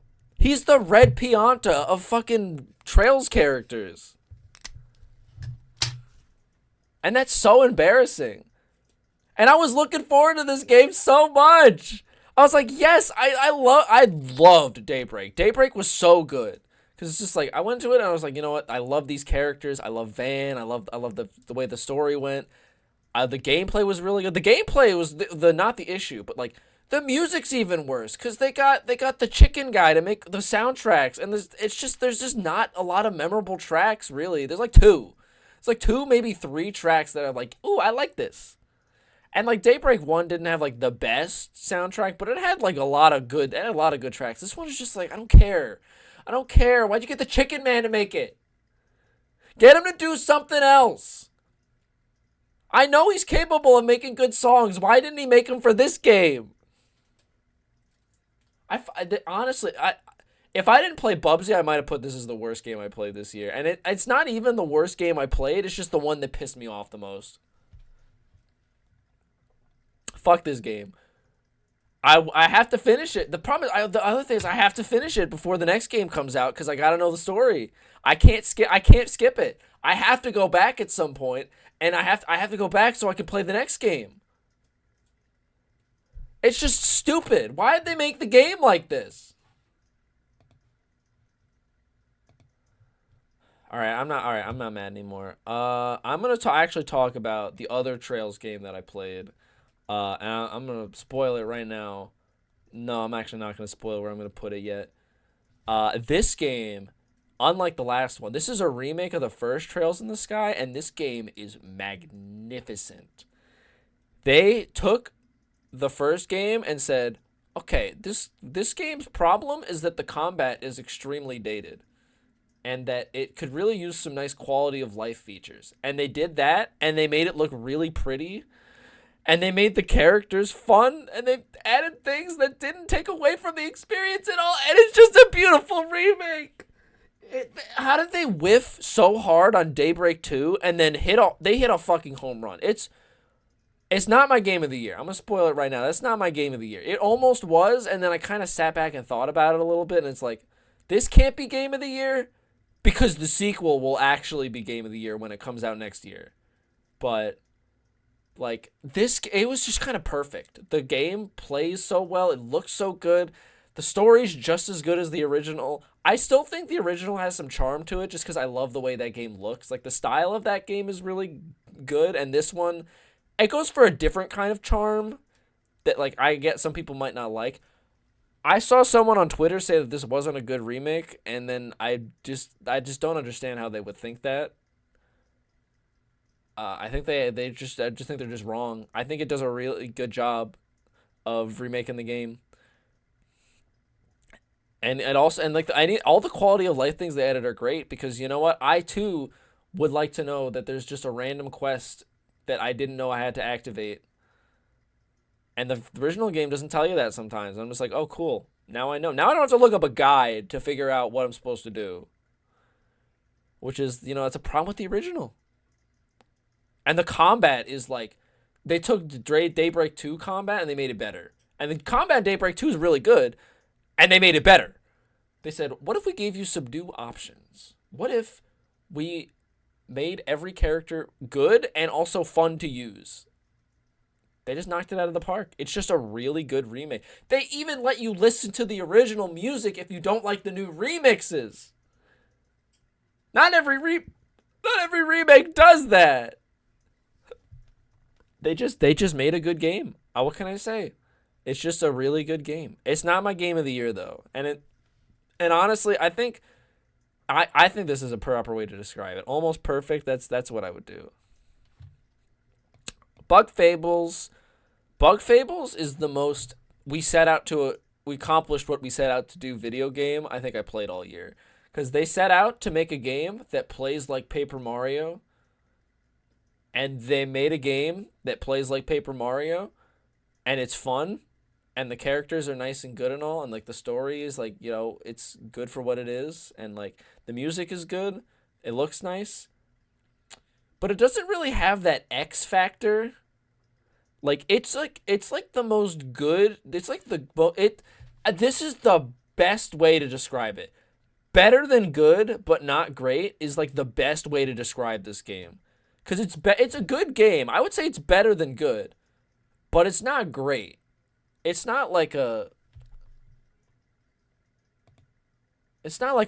amazing game. I don't think this was a generational changing experience. I think every game better than it was like, damn, this was really, really good. And everything worse than it was like, there's something wrong with this. This is nothing really wrong with Bug Fables. It's just, it is what it is. And I liked it. I think like it's Paper Mario. If you've played Paper Mario, you understand what we're working with here. And we're talking like OG Paper Mario, not fucking Stupid Star. That one. It's nice looking. It's got some nice characters. It's a very charming game, but it's just lacking that extra oomph to make it like, oh, this is like generational. Like I don't think this game is better than the two Paper Mario games that people care about. Of course, being 64 and Super Paper Mario. But it's a good game though. Like I definitely would recommend that like people play it. But I also think I went away with it being like, oh, okay, it was good. But was it great? I liked it. I was engaged the whole way through, and I left, and I'm like, I don't have anything else to say about it. It was just a good game. Okay, I don't know.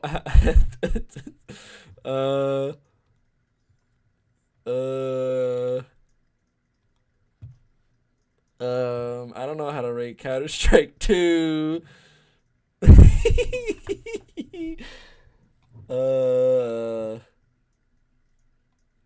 I think this is a new tier. This is a new tier of game. I had fun, but I would never play it again. I would never play it alone. Never played alone. That's Counter-Strike. Do I even need to go into detail on Counter-Strike 2? Like, it's Counter-Strike 2. It's a shooter game. I'm not good at first-person shooters. I'm really bad at this one because wait, no, I got a better. I had fun, but I play like I have Brian damage. I think that's a much better way to describe Counter-Strike 2. I'm putting this below 7 out of 10s. Like, I had fun playing it. I'd probably play it again. But I don't think I will ever get good at this game, and I will never, like, be like, oh, I need to play this. I need to grind this. It's never going to get to that point. I'd be like, oh, we're playing 5v5? Let me in there. But I would never play this game by myself. It's that kind of game. It's not like a bad game. It's just like that's not for me. These guys made a 30-minute demo. I played it for 7 hours and I gave them $40. This is awesome. This fucking demo. I'm putting this actually no. I can't put it above the two games I think I really enjoyed more. But this game. This is a fucking. This game. When this game comes out, when Mindwave comes out, the demo. When the demo becomes a real game, it's going to win Game of the Year. It's going to be the best game that has ever come out. Because they said, WarioWare? What if we made WarioWare, but we made that shit crazy? What if we added ads to WarioWare? What if we made Wario... It's like... The thing is, WarioWare is already kind of cool, honestly. But, like, what if we made it fucking badass and, like, have a really distinct style...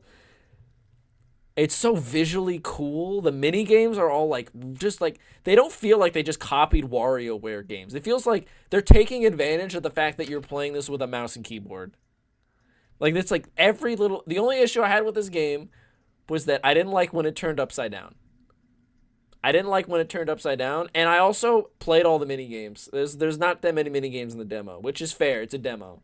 It's 30 minutes of content that I played for 7 hours, which for me, for my standards, that's pretty good. For me playing, that's like Judas, not Judas. That's like Jeremiah, the Jeremiah video games. We woke up and we made the fucking greatest idea for a video game ever, and we called it Mind Wave, and I'm gonna buy it in 2027. I Kickstarter backed this shit. That's how confident I am that this game's gonna be awesome. But it is a demo, and I don't think I could put it any higher because I just liked these games. I think I liked these games as these are full games that I think I probably liked a little bit more.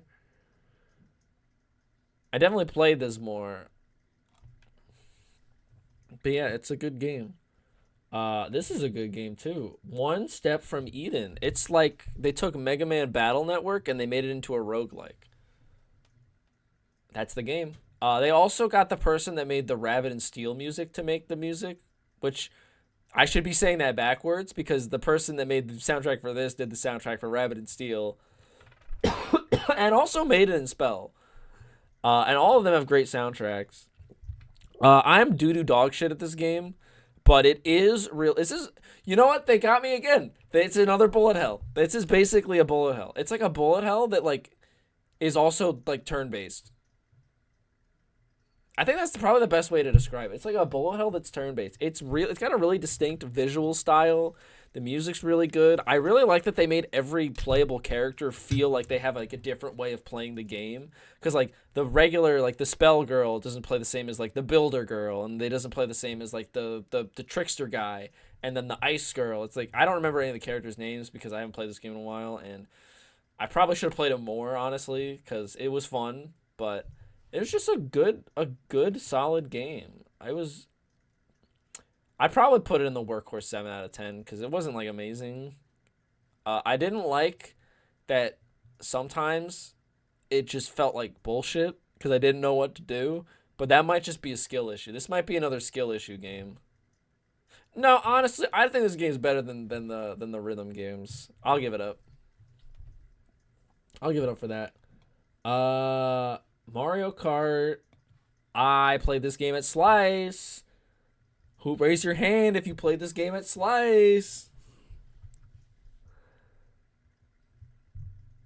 This is like I got a problem with Mario Kart World, and the problem is that I really, really like Mario Kart 8 Deluxe. And I don't like this game as much as Mario Kart 8 Deluxe. Because I get what they're going for with like the way you could do all the trick shit and like the open world, and I get what they're going for. I don't really fuck with that part. I get the appeal. Honestly, Super, I understand why people really like this game. But the problem is that I don't understand how to do the cool shit. And if you're just playing it like you would any other Mario Kart, it's not as good as 8. And the thing is that I also don't like I also gotta be honest, I don't like some of the tracks in this game. Like some of the tracks in this game feel like they're overcompensating for the fact that you can do all this cool shit. No, I get what you're saying with like you can sequence break the fuck out of these levels. But like the problem is I feel like I have to play the game a lot to do that, and I don't want to play the game that much. The thing with Mario Kart 8 is that you could just kind of go in and like play, and I wouldn't really have to think about it all that much. I mean, obviously I used to like kind of grind that game a lot. Like in COVID, that was probably the game I think I played the most. I played that, and I played Trouble in Terrorist Town, are the two games I played the most during COVID. Which is honestly embarrassing to think about, looking back on it, but I do think this is a good game. People say that this game sucks ass. It doesn't. But I don't quite think it's like great. I think the thing for me is that I just don't find it as fun as 8. And then this is also like this is like a $1 million game, and you're saying it's not as good as Mario Kart 8. I do think it does make the skill ceiling higher, which is like I don't mind that part, but I do kind of mind the fact that like if you're not playing like that, it's not as fun, and I don't really get it. which is a skill issue. I'll admit I've got a skill issue, but like, I think you get my point. I hope, maybe, probably. Cave Story. Cave Story is a game that I think if I played in 2009, I would have fucking loved. Not in 2009. If I played this game as a teenager, I probably would have loved this game. I definitely think this is a game where if you play it at the right age, it's just like, oh, it hits. It hits like that. It's like, bang. Unfortunately, when I was a teenager, I played Fire Emblem Fates instead of this. So I don't think I didn't quite alter the brain chemistry the way that it could have. But it was still a very good game. I didn't like the fact that I plugged a controller in and it said the controller would work and then I couldn't use a controller. That pissed me off. But other than that, like, it played pretty well. I did fuck up getting the best ending that I knew existed because I left. This is spoilers. I left Curly in that room that, like, you in the room with all the water. I just left her in that one house and I just kept going because then I'll be able to get back, and I kind of realized that I wouldn't be able to get back. Spoilers if you've never played Cave Story. This game's like 2 decades old though, so like grow up. Yeah, and then I was like, oh. And I realized I fucked up the ending. I was like, and I saved. So I was like, I knew about the rope part. I knew about the rope. That part I knew. I also knew about that you don't go down the cliff. Those are the 2 things that I knew. But I didn't realize that you could just leave her there. Also, that one part where you have to get the dogs sucks ass. I'll say it. The dog part is not very fun. But the rest of the game is pretty fun. I think it's a very enjoyable little game. Is it a work? It's better than a work. It's probably the lower end of this. I don't think it's amazing. But, like, it was good. It wasn't as fun as these other games, but it's better than the Workhorse 7 out of 10. I'll put it in rhythm games because it has good music.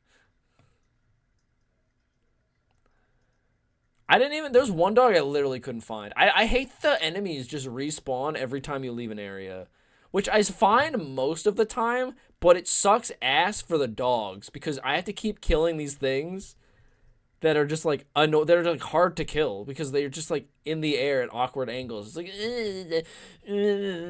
that's the only area of the game where I was pissed off about enemies respawning. I hate those birds. Those birds are so annoying. But Cave Story is a good game.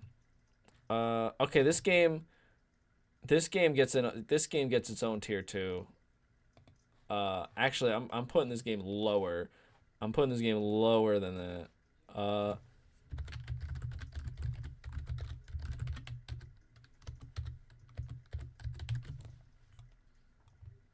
This game gave me nausea in real life. This game actually made me throw up. So I didn't like it very much. I wasn't the only one too. I think Elijah got sick from this too. Like, actually.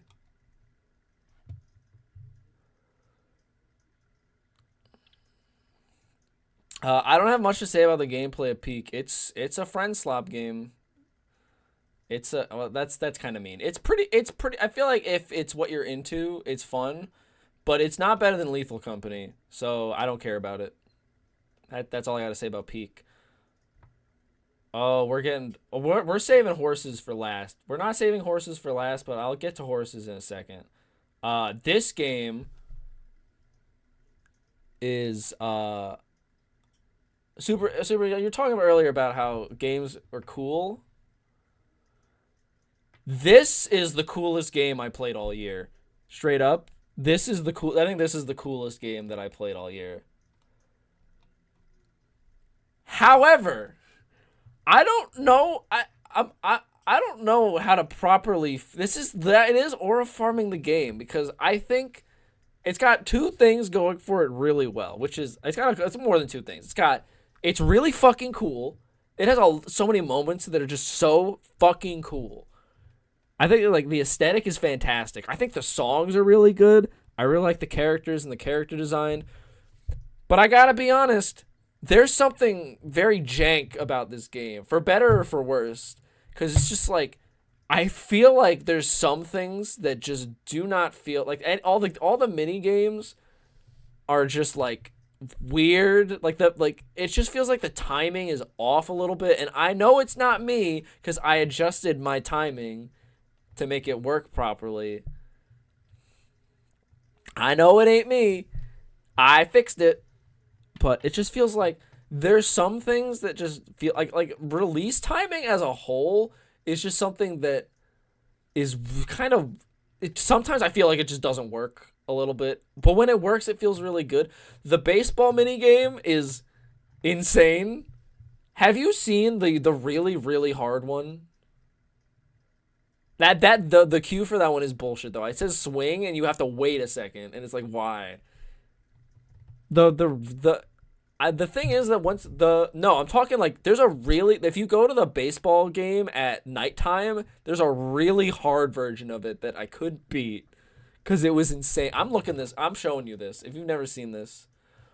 Unbeatable baseball minigame hard.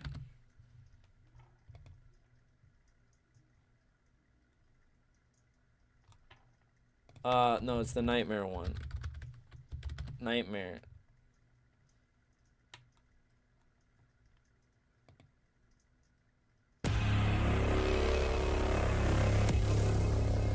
This shit is crazy. I'm getting distracted here, but I want to watch this. Oh, you don't want to watch? Okay, I won't put it on. I'll save it just for you. Okay. Well, yeah, it's fucking crazy. You have to go to the thing at night, and I think chapter 3. But yeah, this game is really cool, but it's also kind of jank. But also in a way that like makes it fucking cool. Like in a way that I think the jank kind of makes it a more memorable experience. I'm putting it all the way up here. I'm gonna knock the plot of this game because I had no fucking clue what was going on the entire time. I don't think I missed anything. I don't think I missed any story beats. I just legitimately could not. I like things just kind of happen and they're just like, oh, okay. Like, all right. We just kind of jump from point A to point B. And I'm not 100% certain how we got there. It's like, all right, man. Like, okay.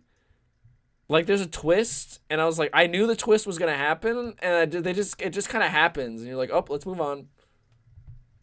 Like, all right. All right, like oh, okay, that's the twist. Okay, like it doesn't really build up to the twist all that well. I'll say it. I do think that the end was very good though. I think the last part, I was like, okay, this is what the game was made for. But it is a very good game. It is just kind of jank though. Okay, this one like barely counts. I played this game for an hour, played one game online, and got my ass beat. And then I said I'm not gonna play it anymore. You know what? I'll put it in. I've never been more upset. You know what? No, this is going in the I have brain damage tier, because I probably would like this game if I sat down and learned it, but I didn't do that. It's not for me. It ain't for me. I'm just like, well, I'll get my ass beat, I suppose.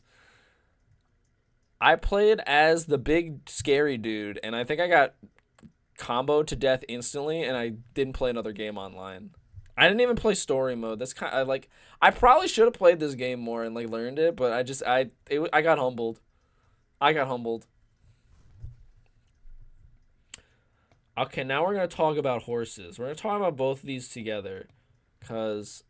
Now I'm gonna get the mobile game out of the way. This was a altering brain chemistry type of game. So Uma Musume Pretty Derby is a mobile game where you train horses that are also women. That's it. Normally, this is the kind of thing that like I kind of like. Let me give some preface. I love horses, the animal. I'm a big fan of the animal called horse. I also have like a decent amount of interest in horse racing. I'm actually going to go to a real horse race this year, and you're going to get a photo of it, and it's going to be awesome. But I was like, okay, this seems like an insane concept, but also like cool, kind of interesting. I'll tap in. I've been tapped in for a while. I've had horses on my back shelf for like 2 years, and they've just been there. And I was like, what are these? It's like they're horses, but like, what the fuck are they? And then I learned what they were. I was like, oh, okay. And then I found out, oh, it's coming to the West. It's coming to the States. And then I played the game, and I noticed something peculiar. I really liked the gameplay loop of the Gotcha Scam game. And the reason why I really liked the gameplay loop is because it's just MLB Power Pros. They made a mobile game, a mobile gotcha game, that's just MLB Power Pros. I can't fucking believe it is. It is real. It's literally real. I'm pretty sure they got sued about it. And I'm fact checking this one. This literally happened. Wait, don't look at that. Don't trust that. See, look at this. Reddit. Reddit's telling me they got a patent lawsuit about this because the people that make Konami makes Power Pros, and they literally was like, "What the fuck? Don't do this," and they settled. Uma Musume is saved, and me playing this game got me really into everything else they made for it. I read all the manga. I watched all the anime. I was like, damn, this is my shit. But it is also a gotcha scam game that will steal your money.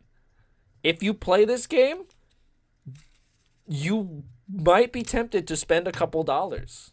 And I'll say it. And you know what? At the very least, they give you the option to play it for free. But it is a scam gotcha game. At the end of the day, that's just what it is. And it's not better than any other one, even though they do give you a lot of free stuff. Like, just a shocking amount of free stuff. Like, for the first 2 months, they gave out free shit, like, every week. I was like, what is going on here? That's how they get you. Now, they also made another game in the series. This is the only... Where the fuck is it? There it is. They made another game. I gotta make another tier for this game. This one's going right above peak. This is the biggest scam of all time. Maybe literally the biggest scam video game ever made. For one simple reason. They made a little party game. You get to play some mini games, playing as your favorite. Oh yeah, we added a lot of categories while you were gone, I think. This is a lot to talk about.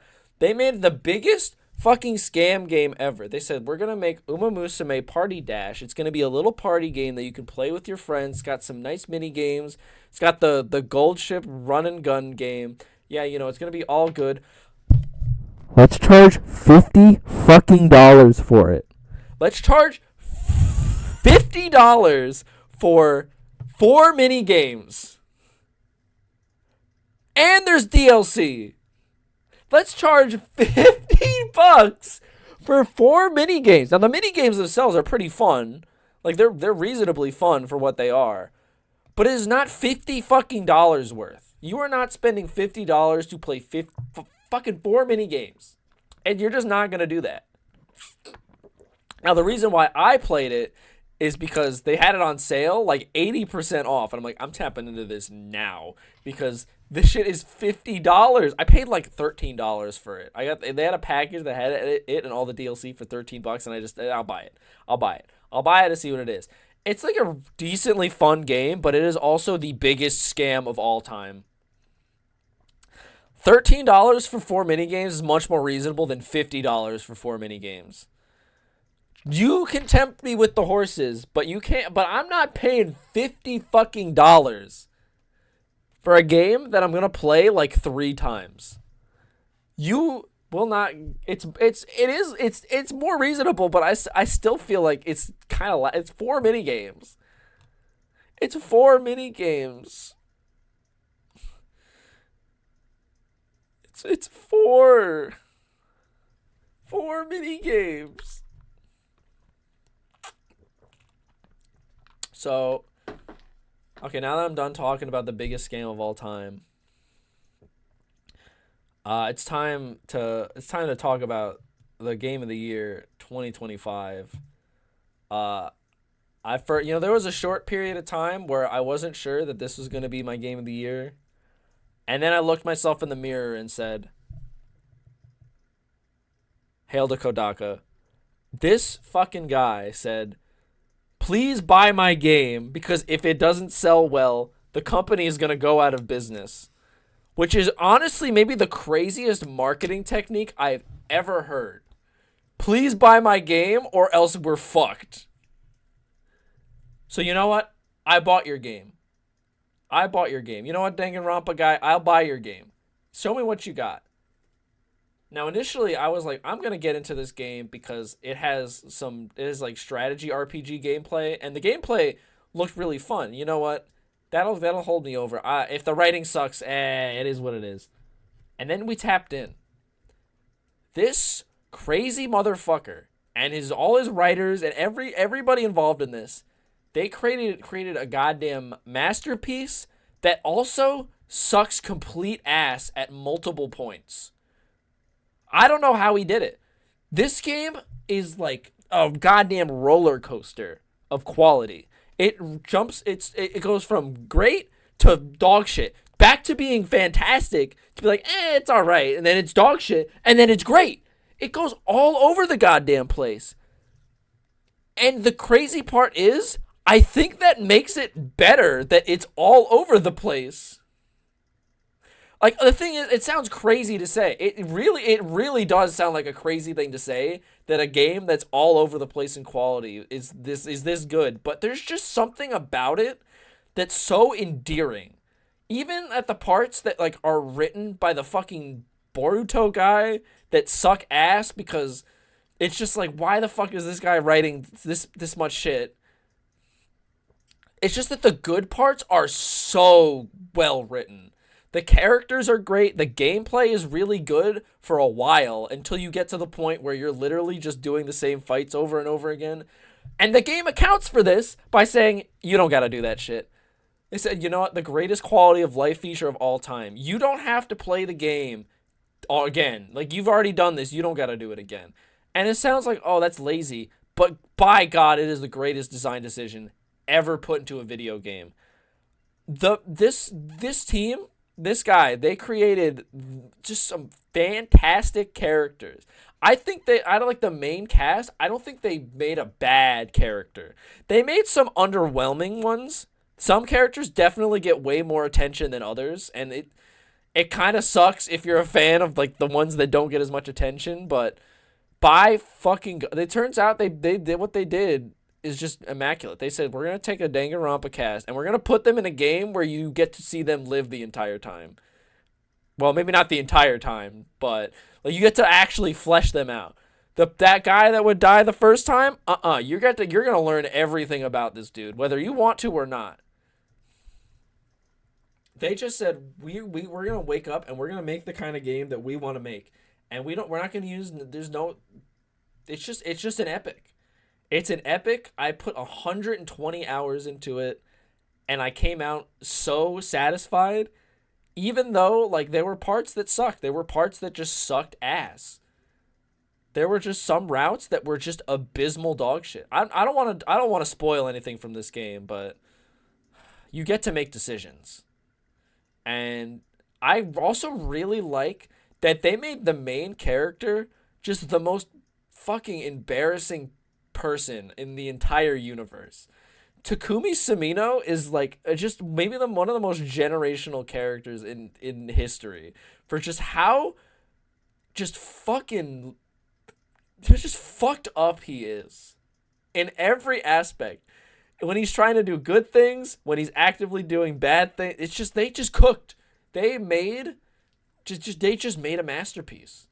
It's a fucked up evil masterpiece. But by God, it's just one of the best games I think I've ever played. And I think anybody in their right mind, if you want to play it, it's on sale for 30% off right now. Tap in. Play the demo and then tap in. If you like the demo, you'll like the game. The only thing I'll knock it on, which doesn't really affect my enjoyment of it, is that it's not for everyone. If you cannot stand If you're the type of guy that played Danganronpa and was like, this shit is fucking stupid, you will hate this game. You will hate it. If you don't like strategy RPG gameplay, you will hate it. If you don't like visual novels, you will hate it. But if you like any of those, you will love this game. You will adore it. It's just the greatest game I played all year. Jesus Christ, there are so many categories. There's so many categories that it's just like, it's some bullshit. It's some bullshit. The fucking zoo race. Alright, I did it. I ranked every game that I played. I don't need this one anymore. It did. Peak legitimately made me sick. Peak actually made me sick to my stomach. I don't even know how they did it. I guess it's like accurate to real mountain climbing, but it legitimately made me sick. And I'll give it up. I played a lot of good games this year. I feel like I didn't play that many. Aside from like the Bubsy games, I really didn't play that many bad games this year. It's kind of shocking. I think I played like, out of games that are like actually bad, I played like 5 actually bad games, and then like a scam, and then 2 games I didn't like. And everything else was like good to like really good. Honestly, it's pretty shocking. And you know what? Year of the Blaster, I hope I play more games. I know I'm going to be playing at least the sequel to this. If they make 200 line, I can't wait to rank it Game of the Year again. But I think that's all I got. I got to save my list, and I'm not going to load up my Twitter account to post it because there's a 99% chance I'm getting jump scared if I do that. And I don't want that. I'm just not interested. I'm not interested in that happening to me. So, I like Super. You know what I'm talking about? It's like literally happened when it was like the other day. It's like that's the gamble you play when you have when you follow artists from Japan. Sometimes they do just post raw titties on the timeline, and you just have to accept it. It's like, all right, I hope I'm not looking at Twitter in public when they do this. But yeah, I'm done talking about video games. I hope everybody enjoyed the first day of Year of the Blaster. I'm probably just going to stream a lot more bullshit now this year. It's the plan. And maybe next time I'll actually have my stream look good instead of it just being the browser screen. Maybe I'll add a little bit of flair.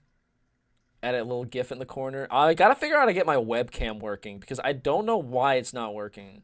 It just isn't. It just woke up and they said, it's not going to work. I'll give it up. I'll give it up. And I did. It's been given up.